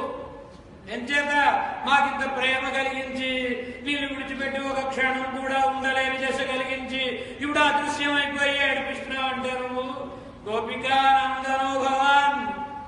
గోపికానందనుడివి నఖలు కాదు, మరి నఖలు. నువ్వు ఇదిగో ఇలాంటి నఖ నికృంతనమో ఏదో అనుకోండి, అలాంటి వాడివి నువ్వు. నఖలు గోపిక నందనో భవాన్. అసలు విషయం నువ్వు మా యశోదమ్మ కొడుకువి కాదయ్యా. మా యశోద కొడుకు నీ దగ్గరికి రాలేదు మేము. నేను యశోదమ్మ కొడుకుని కాదా? మరి ఎవరేంట? అఖిల దేహినా అంతరాత్మతు. సమస్త దేహుల లోపల అంతర్యామిగా ఉండువాడివి. భగవద్రామానులకు కూడా తత్వదర్శనం చేయించిన గోపికల మాట ఏమంటున్నారు? దేహినా దేహము అచేతనం, దేహి ఈ అచేతనమైన శరీరం లోపల ఉండే జీవు, దేహినాం అంతరాత్మ ఈ జీవుల లోపల అంతర్యామిగా ఉండే పరమాత్మ. అంటే ఏమైంది? చేతన అచేతన పరమచేతన తత్వత్రయం. తత్వత్రయాన్ని గోపిక చెప్పేసి ఏం చెప్తున్నారు? సమస్త జీవుల లోపల అంతర్యామిగా ఉండే పరమాత్మవి నువ్వు. అఖిల దేహినా అంతరాత్మ దృష్టి అని. ఇందులో భావం ఏమిటండి? అఖిల దేహినా అంతరాత్మ నఖలు. నేను అందరిలో ఉండేవాడు కావు అని మరొక అర్థం. ఎందుచేత అందరిలో ఉంటే మాలోనూ ఉంటావుగా. మాలో ఉంటే నిన్ను విడిచిపెట్టి మాకు ఎంత దుఃఖం కలుగుతుందో నీకు తెలియాలి కదా. నీకు తెలియలేదంటే నువ్వు అందరి లోపల లేవన్నమాట. అఖిల దేహినా అంతరాత్మకుడు. ఇప్పుడు మమ్మల్ని అనుగ్రహించకపోతే రేపు పొద్దున మేమే చాటింపు వేయాల్సి వస్తుంది. ఏమంటే అందరిలోనూ ఉండడండి ఆయన ఏదో పొరపాటు చెప్పింది వేదం అని చెప్పాల్సి వస్తుంది. అఖిల దేహినా అంతరాత్మకుడు నఖలు. అందరి లోపల అంతర్యామిగా ఉండేవాడివి అంటే అందరి లోపల అంతర్యామిగా ఉంటానా? అయితే ఇప్పుడు మీ మధ్యన కృష్ణుడిగా లేనా నేను అంటావేమో. మా లోపల కృష్ణుడిగా రావడానికి కారణం నేను పరమాత్మను అయితే మీతోటి కలిసిమెలిసి ఉంటానా? మీకేం తెలియదు కదా. దానికి కారణం ఉంది పరమాత్మ. ఏమిటి కారణం? విఖన సాధితో విశ్వగుప్తయే. విఖనః విఖనాః అంటే బ్రహ్మదేవుడికి పేరు. విఖనాః అనే వాడికి అర్థం ఏమిటి? సాధారణంగా పిల్లలు పుడుతున్నారంటే ఎలా పుడతారండి? స్త్రీ పురుష సంయోగంతో కదా పుడతారు. అలా లేకుండా పరమాత్మ నాభీ కమలంలో పుట్టినవాడు కనుక విఖనాః అని బ్రహ్మదేవుడికి పేరు. విఖన సాధితో బ్రహ్మదేవుని చేత అర్థింపబడిన వాడివై విశ్వగుప్తయే లోకమును కాపాడుట కొరకై ఇక్కడ అవతరించావు నువ్వు. భూదేవి గోరూపమును ధరించి బ్రహ్మదేవుడి దగ్గరకు వెళ్ళి ఎందుకోసమని నృపవ్యాధ దైత్యానిక సతాయుతై ఆక్రాంత భూరిభారేణ బ్రహ్మాండం శరణం చేయో. ఏకకాలంలో రాజుల రూపంలో రాక్షసులందరూ పుట్టేశారు. ఏకకాలంలో పుట్టారు. ఈ భారాల్ని పాపాత్ముల భారాల్ని సహించలేక భూదేవి గోరూపాన్ని ధరించి బ్రహ్మదేవుడి దగ్గరికి వెళ్ళి కాలయవను, జరాసంధుడు, కంసుడు, నరకాసుడు, బాణాసుడు, ఇలాంటి వాళ్ళందరూ ఏకకాలంలోనే పుట్టేశారు. ఈ భారాన్ని భరించలేక ఏమయ్యా, ఇంత పాపిష్టి సృష్టిని ఒక్కసారి చేయాలా, ఈ భారాన్ని భరించలేకపోతున్నానని బ్రహ్మదేవుడి దగ్గరికి వెళ్ళి. ఎందుకోసం వెళ్ళింది బ్రహ్మదేవుని దగ్గరికి? వెళ్ళింది ఎలా వెళ్ళింది ఆవిడ? గోరూపంలో వెళ్ళి. ఎందుకు గోరూపంలో వెళ్ళింది? గోవంటే పరమ పూజ్యమైనది గనక బ్రాహ్మణుని కంటే కూడా పూజ్యమైనది గో. కనుకనే మనం గోపూజలను బృందావనంలో గోపూజ చేయడం అంటే ఎంత గొప్పతనం అండి. గోపూజ చేయడం ఒక భాగ్యం, గుర్తుపెట్టుకోవాలి. గోపూజ చేయడం ఒక భాగ్యం. భాగ్యాన్ని పొందడానికి ప్రయత్నం చేయాలి. మనకు అవకాశం ఇస్తారా ఇవ్వరా అని ఎదురు చూసి మనం ఆ భాగ్యాన్ని పొందాలి తప్ప ఇదేదో ఎవరినో ఉద్ధరించడం కోసం మనం చేసే పని కాదు, మన కోసమే మనం చేస్తాం. గో అంటే పరమాత్మకు పరమ ప్రీతి. గోపాలుడుగా పరమాత్మ ఈ లోకంలోనికి వచ్చాడు. బ్రాహ్మణుల కంటే కూడా గో బ్రాహ్మణేభ్య శుభమస్తు నిత్యం. ఏం చెప్తామండి? గోవులకు బ్రాహ్మణులకు శుభమగుగాక. ఏమన్నా మనం డబ్బులు ఖర్చు పెట్టుకుని మనం యజ్ఞయాగం చేసుకుని చివరేం చెప్తామండి? గో బ్రాహ్మణేభ్య శుభమస్తు నిత్యం. గోవులు బ్రాహ్మణులు సుఖముగా ఉండుగాక. ఏమంటే గోవులు బ్రాహ్మణులు సుఖంగా ఉండడం కోసం మనం ఖర్చు పెట్టాం. నేను బాగుండాలని చెప్పుకోవాలి కానీ వాడు బాగుండాలని చెప్పుకోవడం ఎందుకోసం అండి? అంటే ఆ బ్రాహ్మణులు అంటే వాళ్ళు మనలాగా ట్రాఫిక్లు వేసుకుని తిరగలరు, వాళ్ళు మనలాగా సూటు బూటు వేసుకుని తిరగలరు. అవన్నీ మానేసి వేదాన్ని అధ్యయనం చేయడం కోసమని ఇల్లు వాకిలి విడిచిపెట్టి గురుకులానికి వెళ్ళి అక్కడ వేదాధ్యయనం 12 ఏళ్ల పాటు శుక్లపక్షంలో వేదాన్ని, కృష్ణపక్షంలో శాస్త్రములను అధ్యయనం చేసి ఆ వేద ఫలమును మనకు కలిగించడం కోసమని, మనకు క్షేమం కలిగించడం కోసమని వినియోగం చేసేటటువంటి అంత అర్చన చేసిన ఆయనకు పుణ్యం కలుగుతుందండి. అర్చన చేసిన ఆయన కాదు పుణ్యం. మరి ఆయన ఏదో గోత్రోద్భవస్య అని మన పేరు గోత్రం చెబుతున్నాడు కదండి. ఎవళ్ళ గోత్రం చెప్పి చేశారో వాళ్ళ క్షేమం కోసం ఆ అర్చన తప్ప మన క్షేమం కోసం కాదు. కనుక లోకక్షేమం కోసమని పాటుపడేవారు గనక బ్రాహ్మణోత్తములను ఆరాధించారు. వాళ్ళ దగ్గరికి వెళ్ళాడు ఒక ఆయన, వెళ్ళి ఏదో సమర్పించాడు. ఆయన అక్షతలు తీసి పశుపుత్ర అన్న ఐశ్వర్యాద్యభివృద్ధిరస్తు అన్న తర్వాత ఆయన చాలా తెలివైన వాడు. ఆయన మళ్ళీ వెనక్కి వచ్చాడు. అయ్యా స్వామి గారు నాకు సందేహం అండి. ఏమిటి ఆయన సందేహం? మీరేమో ఈ మంత్రంతో ఆశీర్వచనం మంత్రాలు ఈ అక్షతలు నా నెత్తి మీద వేసి పశుపుత్ర అన్న ఐశ్వర్యాద్యభివృద్ధిరస్తు అని దీవి, అందువలన నాకు పశుపుత్ర అన్న ఐశ్వర్యాదులన్నీ బాగా కలిగి ఆయన ఆనందం కలిగి నేనొచ్చి ఓ 10 రూపాయలు మీకు సమర్పించి ఆ 10 రూపాయలు పట్టుకాడు మీరు కోరుకుని. ఎందుకంటే ఇన్ని శ్రమలు? మీరే అక్షతలు మీ మీద వేసుకుని పశుపుత్ర అన్న ఐశ్వర్యాభివృద్ధిరస్తు అని అనేసుకోవచ్చు కదా. ఇప్పుడు మీకేం లోటు ఉండదు కదా, నేను సమర్పించాల్సిన అవసరం లేదు కదా. నిజంగా మీ ఆశీర్వచనం నిజమైతే, మీరు అన్నందువలన నాకు కలిగేటట్టయితే మీకే మీరు కలిగించుకోవచ్చు కదండి. ఇంతకాలం గడిచిపోయింది, 60 ఏళ్ళు వచ్చేసే మళ్ళీ షష్టి పూర్తి అయిపోయింది. ఈ సలహా ఎవరు నాకు చెప్పలేదయ్యా, నువ్వు చెప్పావు ఇంతకాలానికి మంచి సలహా, చాలా సంతోషం. ఇంటి దగ్గర అంతా బాగానే ఉన్నారండి. నాకు ఊరుకో మేడం ఉందండి, ఏ పశువులు అవి ఉన్నాయి? ఆవులు ఉన్నాయండి, ఊళ్ళో కూడా మేమే పోస్తూ ఉంటాం. పశువులు ఉన్నాయన్నమాట. ఆవులా గేదెలా? ఆ గోవులండి మంచి దేశవాళి గోవులండి. దేశవాళి గోవులా? వాటిని మరి పోషణ ఎలాగైనా ఎక్కడ ఏం లోటు జరగనివ్వనండి. లారీలతో గడ్డిబళ్ళు తెచ్చి పెట్టించుతాను, పుష్టి అవి అన్ని కలిపి పెడితే పాలిస్తాయి. మరి పెట్టే మేతను బట్టి కదండి పాలిస్తాయి. ఆ మేత పశువులకు పెట్టి అది అవి పాలించి ఆ పాలు తాగే నువ్వే మేత వేసేయచ్చు కదా. కనుక పని చేస్తుంది మేత వేసే ఎందుకు పనికిరాదు. ఇంకా ఆవులు అవి అయితే గోబర్ గ్యాస్ అయితే ఏమో పనికొస్తున్నాయి, అవన్నీ పవిత్రం అనుకుంటున్నాం. ఎందుకు పనికిరాదు? మనం తింటే ఎందుకు పనికిరాదు. కనుక గోవు అంటే అంత గొప్పదండి. బ్రాహ్మణుడు అంటే అంత గొప్పవాడు. గుర్తుపెట్టుకోవాలి. వాళ్ళ ఆశీర్వచనం మనకి క్షేమం. వాళ్ళు ఏ స్వార్థం లేకుండా ఆశీర్వదిస్తారు కనుక వాళ్ళు వేదం చదువుకున్నారు గనక, నిరంతరము వేదాధ్యయన శీలం కలిగిన వాళ్ళు గనక సర్వావై దేవతా, దేవతలందరూ బ్రాహ్మణే వసంతి, వేదవిధి బ్రాహ్మణే వసంతి, వేదవేత్తలైన బ్రాహ్మణులలో ఉంటారు. మనం కొన్ని డబ్బులు ఖర్చు పెట్టామంటే ఎవరికి సమర్పించాలి?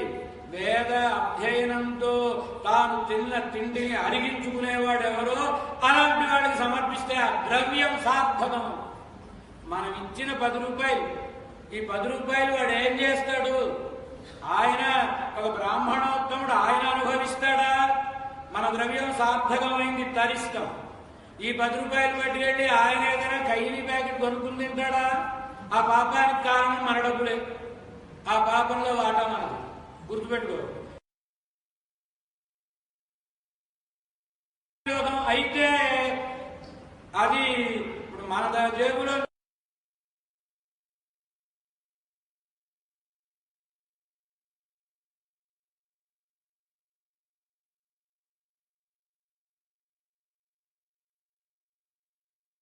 పెడుతుంది, తెలియనివ్వండి తెలియకపోనివ్వండి, ద్రవ్యం ఆయనది కనుక పుణ్యం ఆయనకే తెలుసు.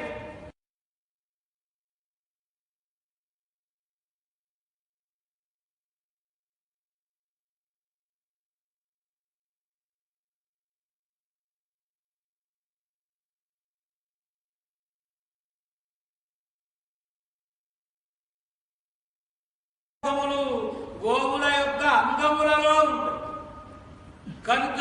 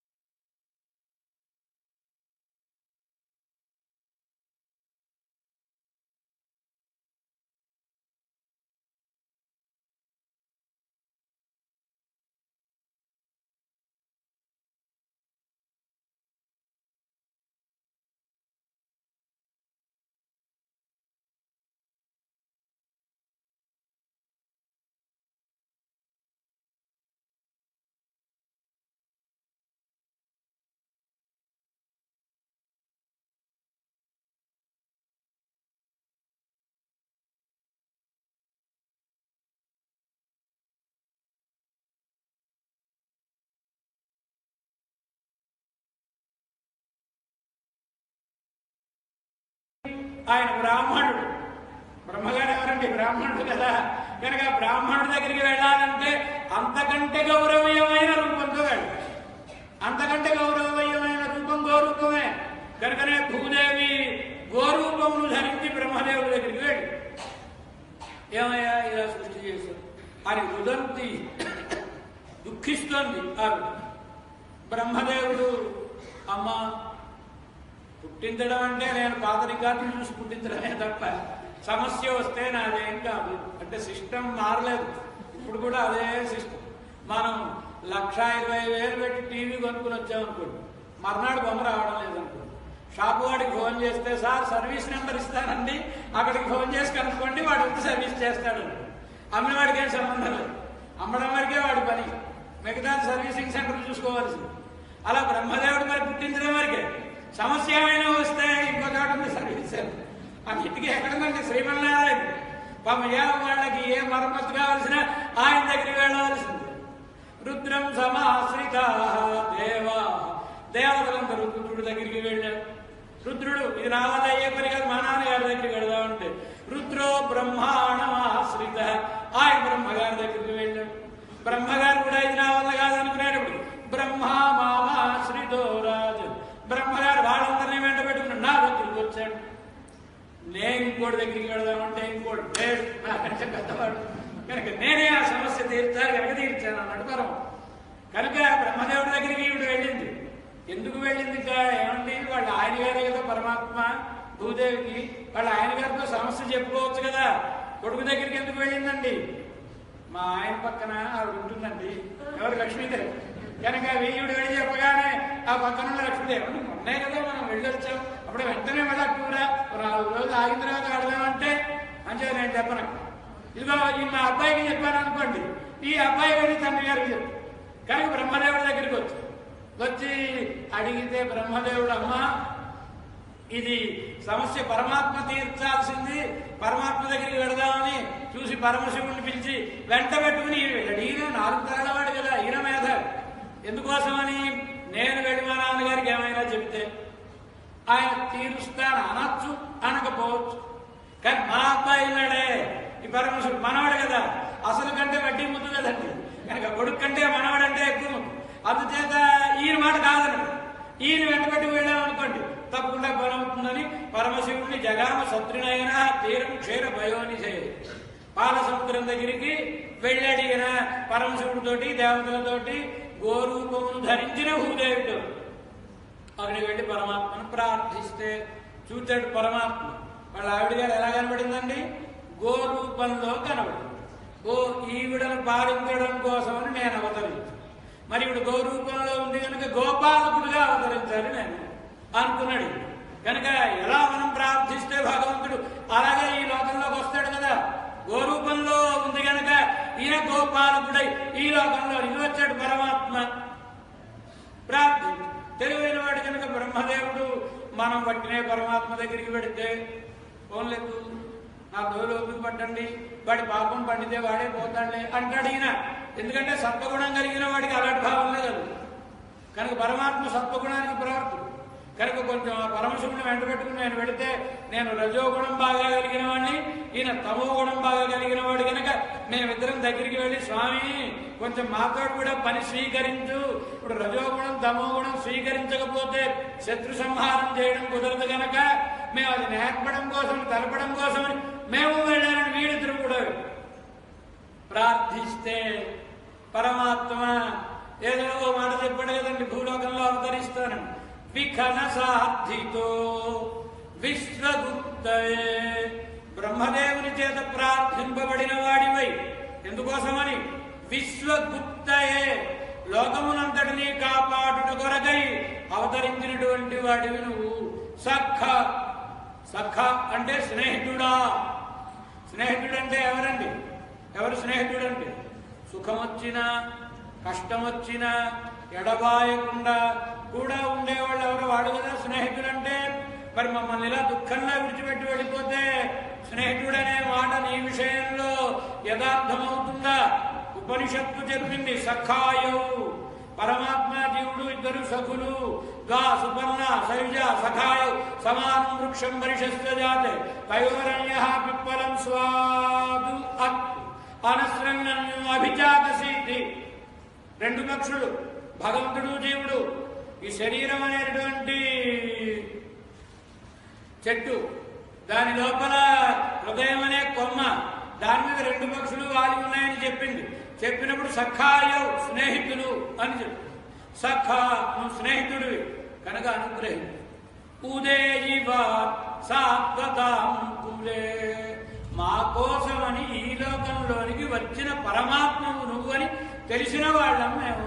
అంతేగాని నువ్వేదో పామరంగా అందమైన కురవాడు అని మేము గోపికలమని నీ దగ్గరకు రాలేదు. నువ్వు పరమాత్మ అని తెలుసుకుని నీ దగ్గరకు వచ్చిన వాళ్ళు. మమ్మల్ని కాపాడు. ఎందుకు కాపాడాలి మిమ్మల్ని? నేనేమైనా రాసిచ్చానా మిమ్మల్ని కాపాడుతానని?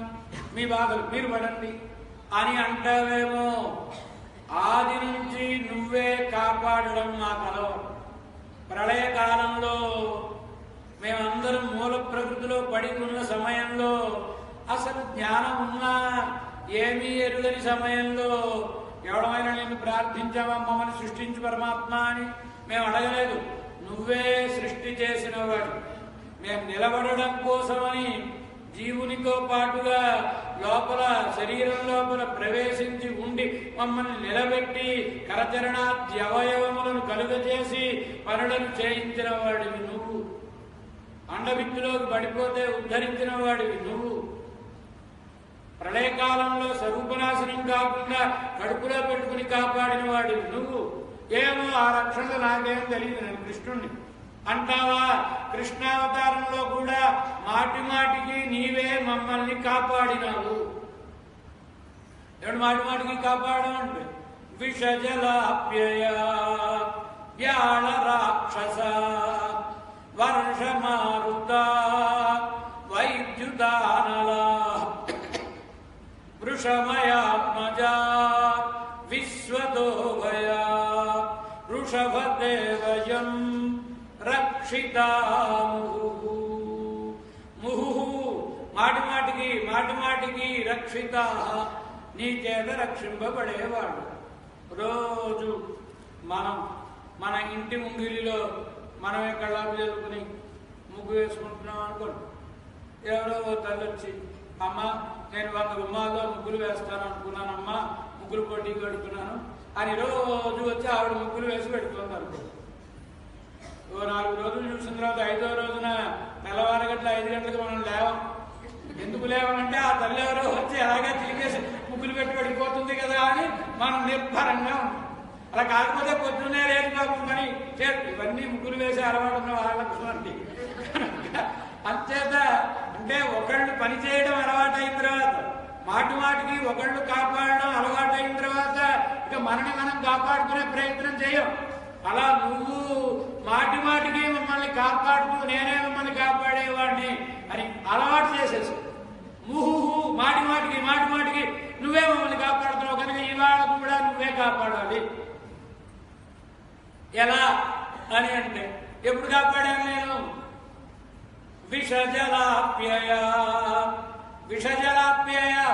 విషజలాశయం వారి నుంచి మమ్మల్ని కాపాడిన వాడివి నువ్వు. విషజలముల వారి నుంచి అంటే కాళీయక్రదం, కాళీయుడు అనేటువంటి వాడు వచ్చి తన విషంతో కాళీయక్రదాన్ని అంతటినీ కలుషితం చేసి పారేస్తే పతంచుపరిగా అక్కగా ఆకాశంలో వెళ్లే పక్షులు కూడా ఆ విషపు గాలి సోకి మరణించి కింద పడిపోతుంటే కొందరు గోపాలకులు కొన్ని దూడలు వెళ్లి నీళ్లు దాగి పడిపోతే ఇది చూసిన కృష్ణ భగవానుడు ఈ బృందావనం అంతా ఆనందైక నిధానం, ఆనందమే ఉండాలి. ఇక్కడ మరొక రకమైన స్వభావం కలిగిన వాళ్ళు ఉండకూడదు. ఈ రజోగుణం కలిగినటువంటి వీడు ఉండదగని ఇక్కడ అనుకున్నాడే. అనుకుని అక్కడికి వచ్చి ఎంత చమత్కారమైన వృత్తాంతం అండి. ఆ రోజు పొద్దున్నే లేచాడు కృష్ణ భగవానుడు. ఏరా కృష్ణ ఇంకా బయలుదేరలేదేట్రా పశువుల వెనకాతల అంది యశోదమ్మ. అమ్మాయి వాడు నేను పశువుల వెనకాతలు వెళ్ళం. అదేమిట్రా అయినా వెళ్ళకపోతే ఎలాగరా మన కులధర్మం రా అంటారు. మా స్నేహితులందరూ నన్ను ఏడిపిస్తున్నారే నేను వెళ్ళను అన్న. ఎందుకోసం రా? వాళ్ళందరూ ఏమంటున్నారో తెలిసినా, అరే కృష్ణ మీ అమ్మకి నీ మీద నమ్మకం లేదురా, అందుచేతనే ఎప్పుడు నీకు బాడీ గార్డుగా మీ అన్నయ్యని పంపిస్తూ ఉంటుంది. మంచి అన్నయ్య, ఎంత మంచి అన్నయ్య అండి. నేను నందగామలో సేవించామా? ఎలా ఉంటారు? నల్లటి రూపంతో ఉంటాడు బలరామస్వామి, కృష్ణ భగవానుడు ఇద్దరూ నల్లటి రూపంతో ఉంటారు. ఒక ప్రక్కన నందుడు, ఒక పక్కన యశోదమ్మ, ఒక పక్కన ఒక మూల రాధాదేవి ఉంటారు కదండి. మధ్యలో ఇరువురు వేడుగానం వినిపిస్తూ ఉంటారు, బలరామకృష్ణుడు. మరి బలరామకృష్ణులు ఇరువురు వేడుగానం వినిపిస్తూ ఉంటే ఎలా ఉంటారండి? ఇద్దరూ నల్లగా ఉంటారు. ఎందుకు ఇద్దరు నల్లగా ఉన్నారు అంటే, కంసుడు కృష్ణ భగవాను సంహరించడానికి తన భటులను పంపించినప్పుడు ఏమని పంపిస్తాడు ఆయన? మరే నల్లగా ఉంటాడు, నెమలి పింఛం పెట్టుకుంటాడు, వేణు ఊపుతూ ఉంటాడు, వాడు రా మన శత్రువు, వాడు చంపి రండి అని పంపిస్తాడు. పంపిస్తే వీళ్ళ జాగ్రత్తల్లో వీళ్ళు ఉండాలి కదా. కనుక వచ్చిన వాడికి మన కృష్ణుడు ఎవరో తెలియకూడదంటే బలరామకృష్ణులు ఇరువురు ఒక్కలాగే ఉంటారు.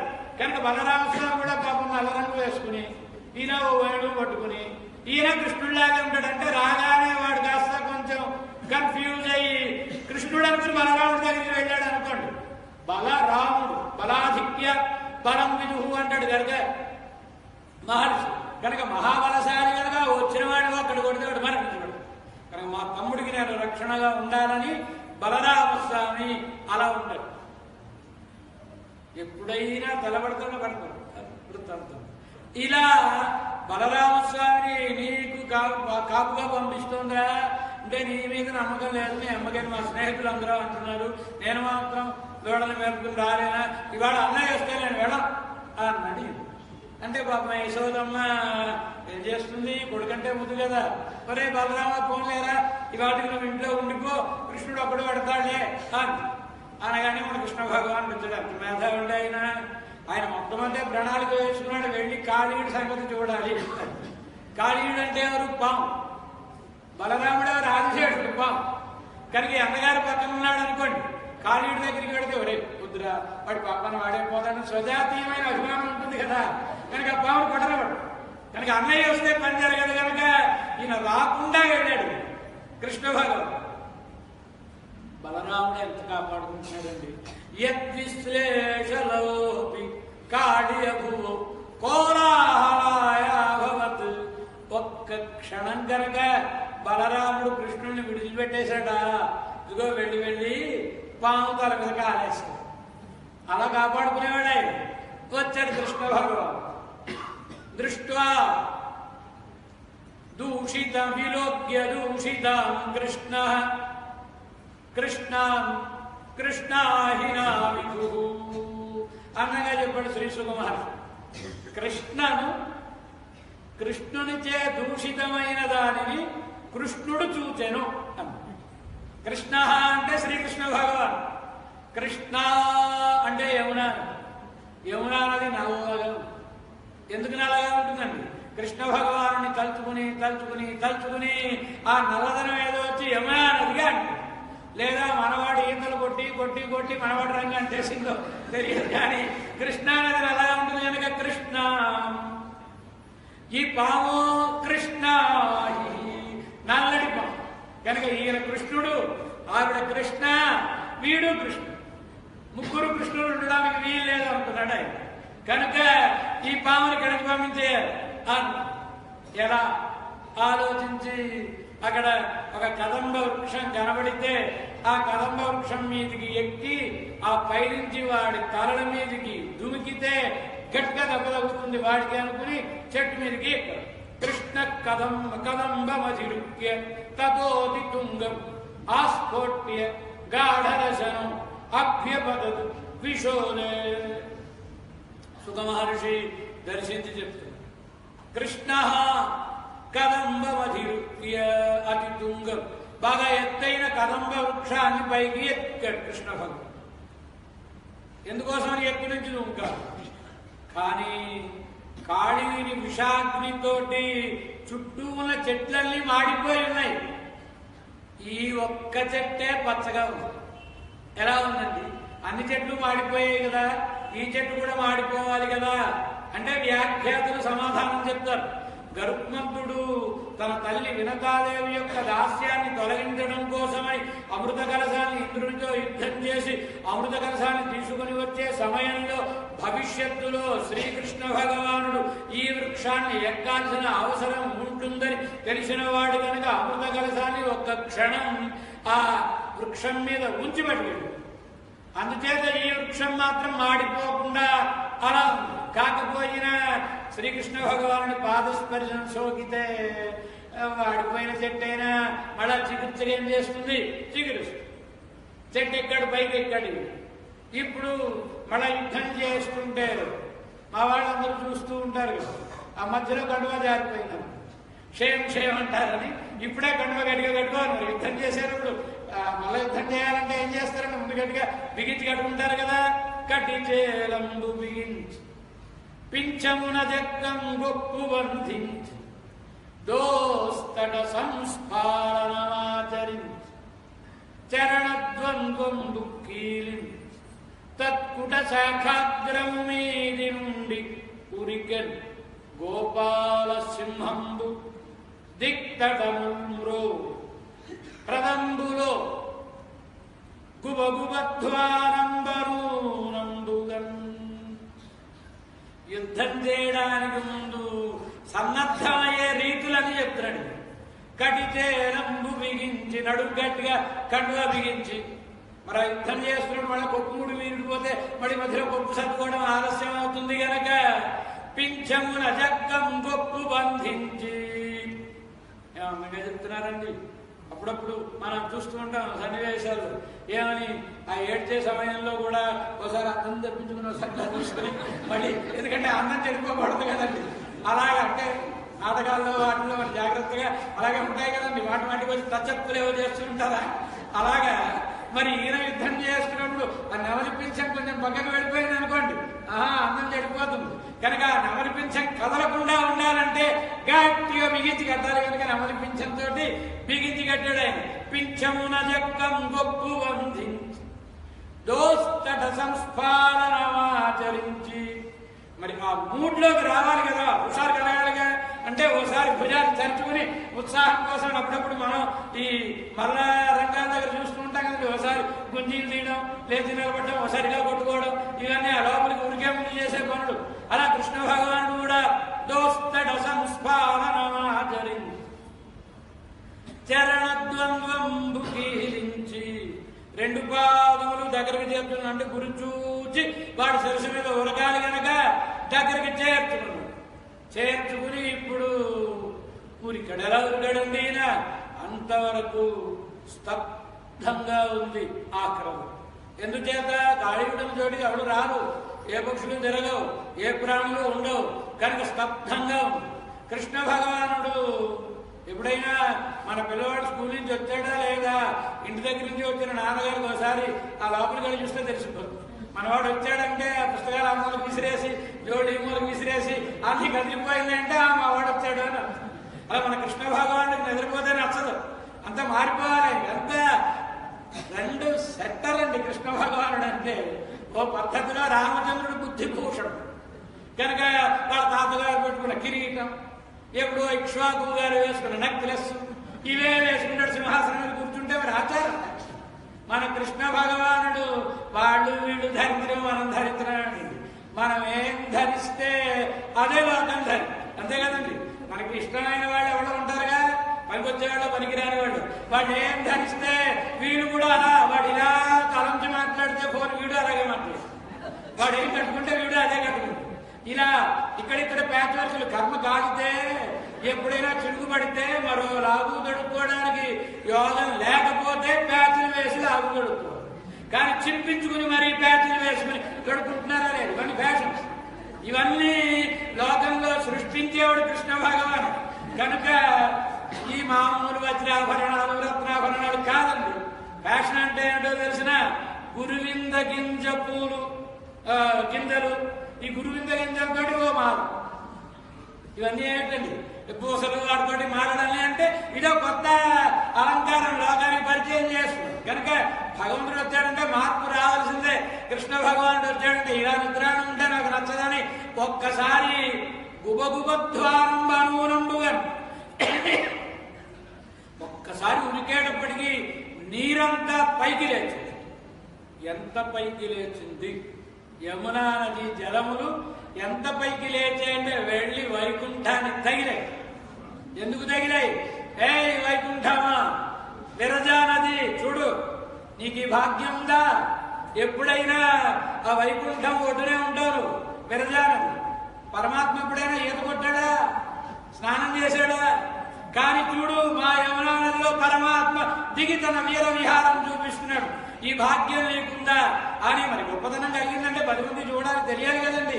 కనుక యమునా నది కూడా శబ్దించి ఒక్కసారి పైకి లేచాడు. పడుకున్న కాళీయుడు ఒక్కసారి లేచాడు. ఎవడరా ఇంత శబ్దం చేసిన వాడు, నేనున్న దర్యాప్తులకే ఎవరు రారు కదా అని లేచాడు. ఒక్కసారి తన తోకతో చుట్టేశాడు కృష్ణ భగవానుని. ఇన్ని వీరాలు పలికిన వాడు ఏమైపోయాడండి? మూర్ఛపోయాడు. మూర్ఛపోయేటప్పటికి ఒడ్డునున్న గోపాలకులందరూ భయపడిపోయి పరిగెత్తుకుని కబురు వెళ్ళిపోయింది. నందుడు, యశోదమ్మ, ఆబాల గోపాలం గొల్లపల్లెలు ఉన్నవాళ్ళందరూ వచ్చేశారు.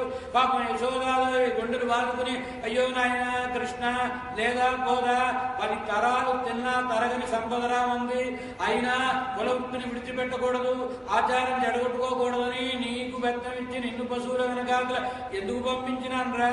ఎల్లే పావమే ఎదుక్కు పోక్కినేన్, ఎందుకోసం పంపించాను నా కొడుకుని పశువుల వెనకాతల?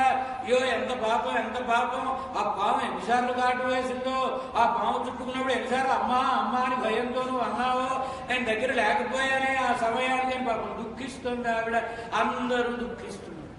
ఒక్క బలరాముడు మాత్రం కొంచెం ఆ దగ్గరగా ఉండే చోటుకు వెళ్ళాడు. వెళ్ళి, నీ సంగతి నీకు తెలియదా? ఏమిటి నిద్ర? లేచి వాడి బీజమాణించు అని చెప్పాడు.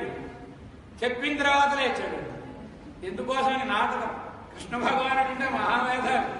రేపు పొద్దున్న ఈ అన్నగారు తమ్ముడు కలిసినాడు, ఒరే తమ్ముడు నేను రాకుండా చూసి వెళ్ళి నువ్వు మా పాముని కొడతావా అని ఎప్పుడైనా అడుగుతాడు కదండి. కనుక అబ్బాయి అన్నయ్య నేనేం చేయలేదు, నువ్వు కొట్టమన్న తర్వాతే కొట్టాను.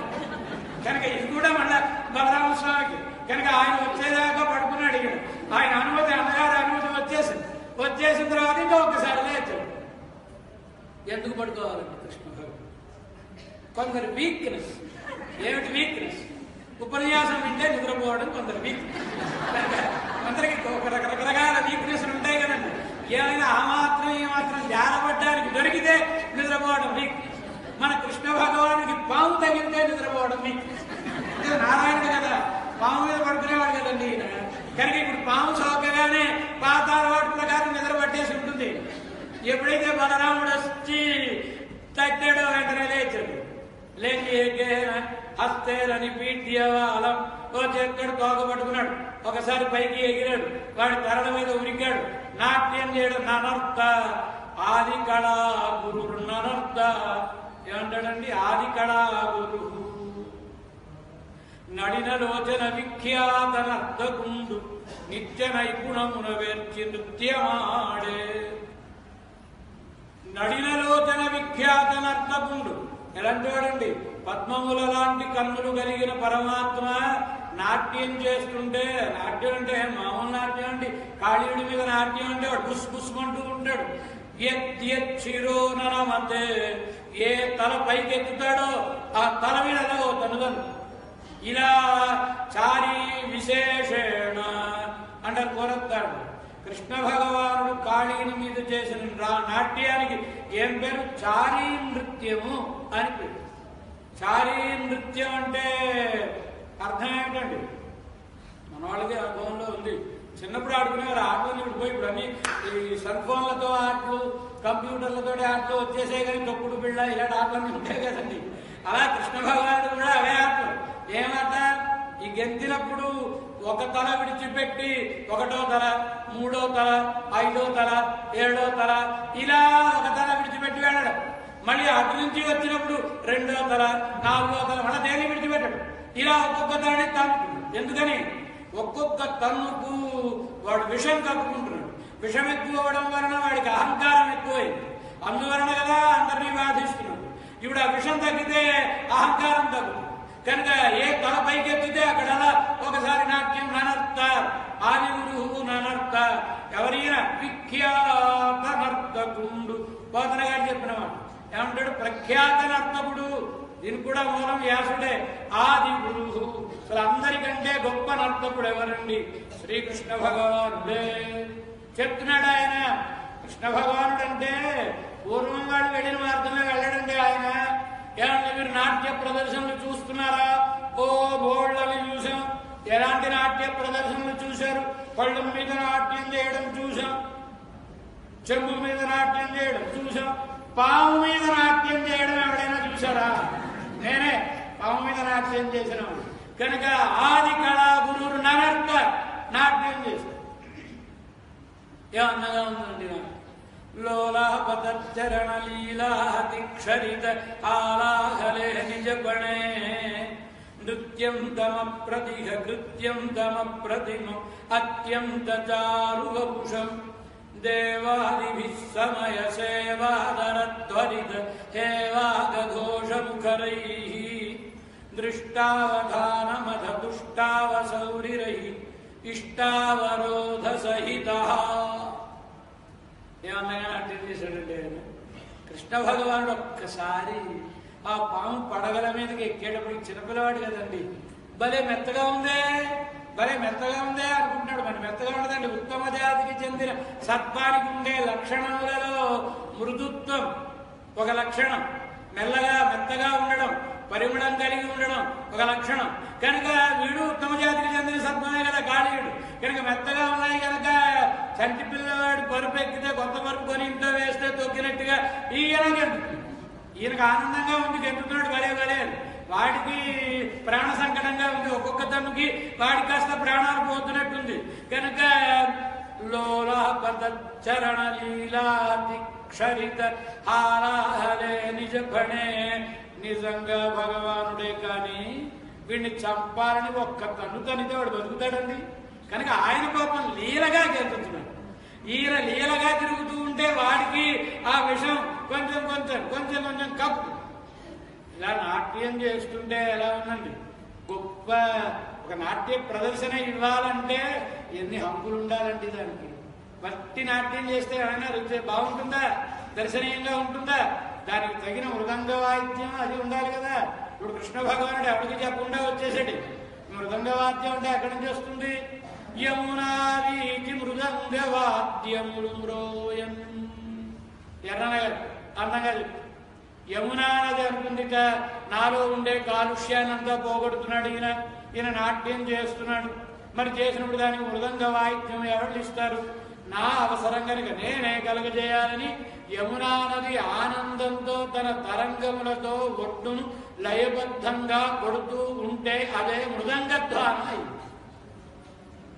తీర గోపౌఘార్ష మనోజ్ఞధ్వనితంబు గేముగ.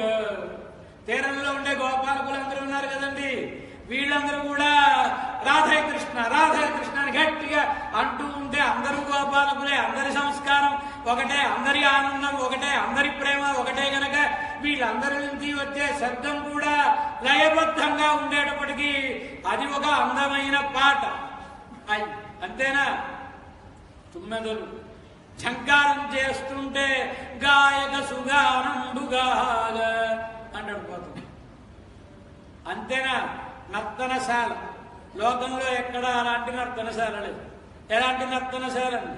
చెంచత్కాళియ వ్యాళ భోగ మహారంగ తలంబునం.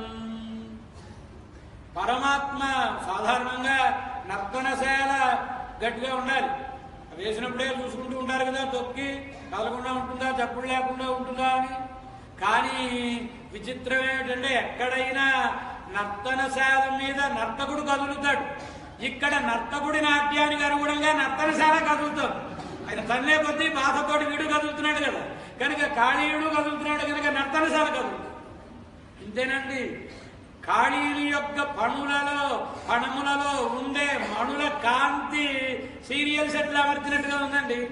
డిమ్ము డిప్పు డిమ్ము డిప్పు ఏదో కొడుతుంటారు కదండి. ఇది కొట్టక్కర్లేదు, తను తల్లేటప్పటికి డిమ్ము, మరోసారి మళ్ళ కాంతి, ఇలా అవుతూ ఉంటుంది కనుక అలంకరింపు. ఇది సహజమైనటువంటి నాట్యం. కంజాక్షు సహజ నిర్మర్ద నాట్యము హృత్యాద్భుత భీమమై. హృదయానికి అద్భుతమై భీమమై, హృదయానికి ఆనందజనకంగానూ ఉంది చూసేవాడు, బాధకంగానూ ఉంది అనుభవించేవాడు. కనుక రెండు రకాలుగానూ ఉంది పరమాత్మ నాట్యం. అలా కాళీని మీద నాట్యం చేస్తున్నాడు పరమాత్మ. దేవతలందరూ ఆకాశంలోంచి వచ్చి పరమాత్మ నాట్యాన్ని చూసి వాళ్ళ పేర్లు అవి, ఎందుకంటే ఎంత నాట్య ప్రదర్శన అయినా గదిలో మనం అద్దం ముందు కూర్చునిచ్చుకుంటే ఏం ప్రయోజనం అండి? ఎవరు కావాలి దానికి? రసికులైన ప్రేక్షకులు కావాలి కదండి, వినేవాళ్ళు. కనుకనే అరసికాయ కవిత్వ నివేదనం శిరసి మాలిక మాలిక మాలిక. రాసిక్యం లేని వాడికి కవిత్వం వినిపించే దౌర్భాగ్యాన్ని నా నొసట రాయకు రాయకు రాయ అన్నాడు కవికులు. అంటే అర్థం ఏంటి? అరసికాయ అంటే అంటే పరమాత్మ, అకారం చేత చెప్పడే శ్రీమన్నారాయణుని యందు భక్తి కలిగినటువంటి వారికి కవిత్వ నివేదనం, వాని దగ్గర ఏమైనా నాలుగు మంచి మాటలను వినిపించే భాగ్యాన్ని శిరసి నా నొసటన మా ఓ లక్ష్మీదేవి లిఖ రాయి అన.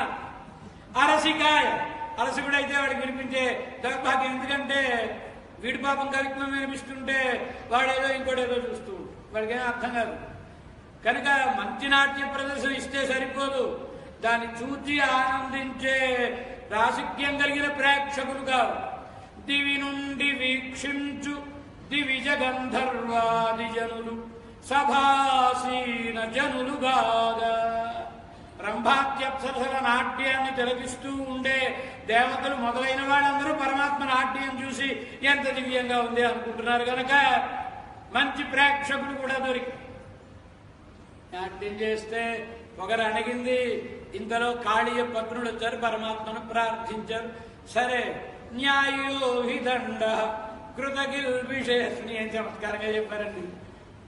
చాలా తెలివైన వాడు. స్వామి అన్యాయం అన్యాయం మా ఆయన గారిని ఇలా కొడతావా అని అంటే అవతలి వాడికి మరింత కోపం వచ్చేస్తుంది. కనుక అలా అనకూడదు. మరి ఏమనాలండి అంటే అవతలి వాడిని అభ్యుపగమ్యవాదం అని ఒక వాదం ఉంది శాస్త్రం. అవతలి వాడు చెప్పిన దాన్ని ఒప్పుకుని ఆ తర్వాత ఖండించు.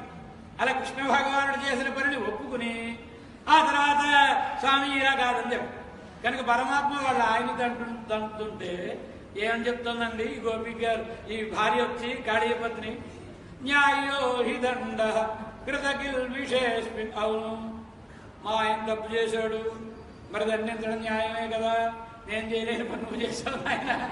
రోజు ఆయన తిడుతున్నప్పుడల్లా నేను అనుకునేదాన్ని ఎవడు కాల్చి కుదిలేస్తున్నాడు ఈయన, ఇప్పుడు ఒక్కడి కొడితేనా అని నేను చేయలేని పని ఏదో నువ్వు చేసావు, బాగా శాస్త్ర అయింది, మా ఆయనకు పగలు తగ్గుతుందిలే అని న్యాయో హి దండ కృతకిల్ విశేష్.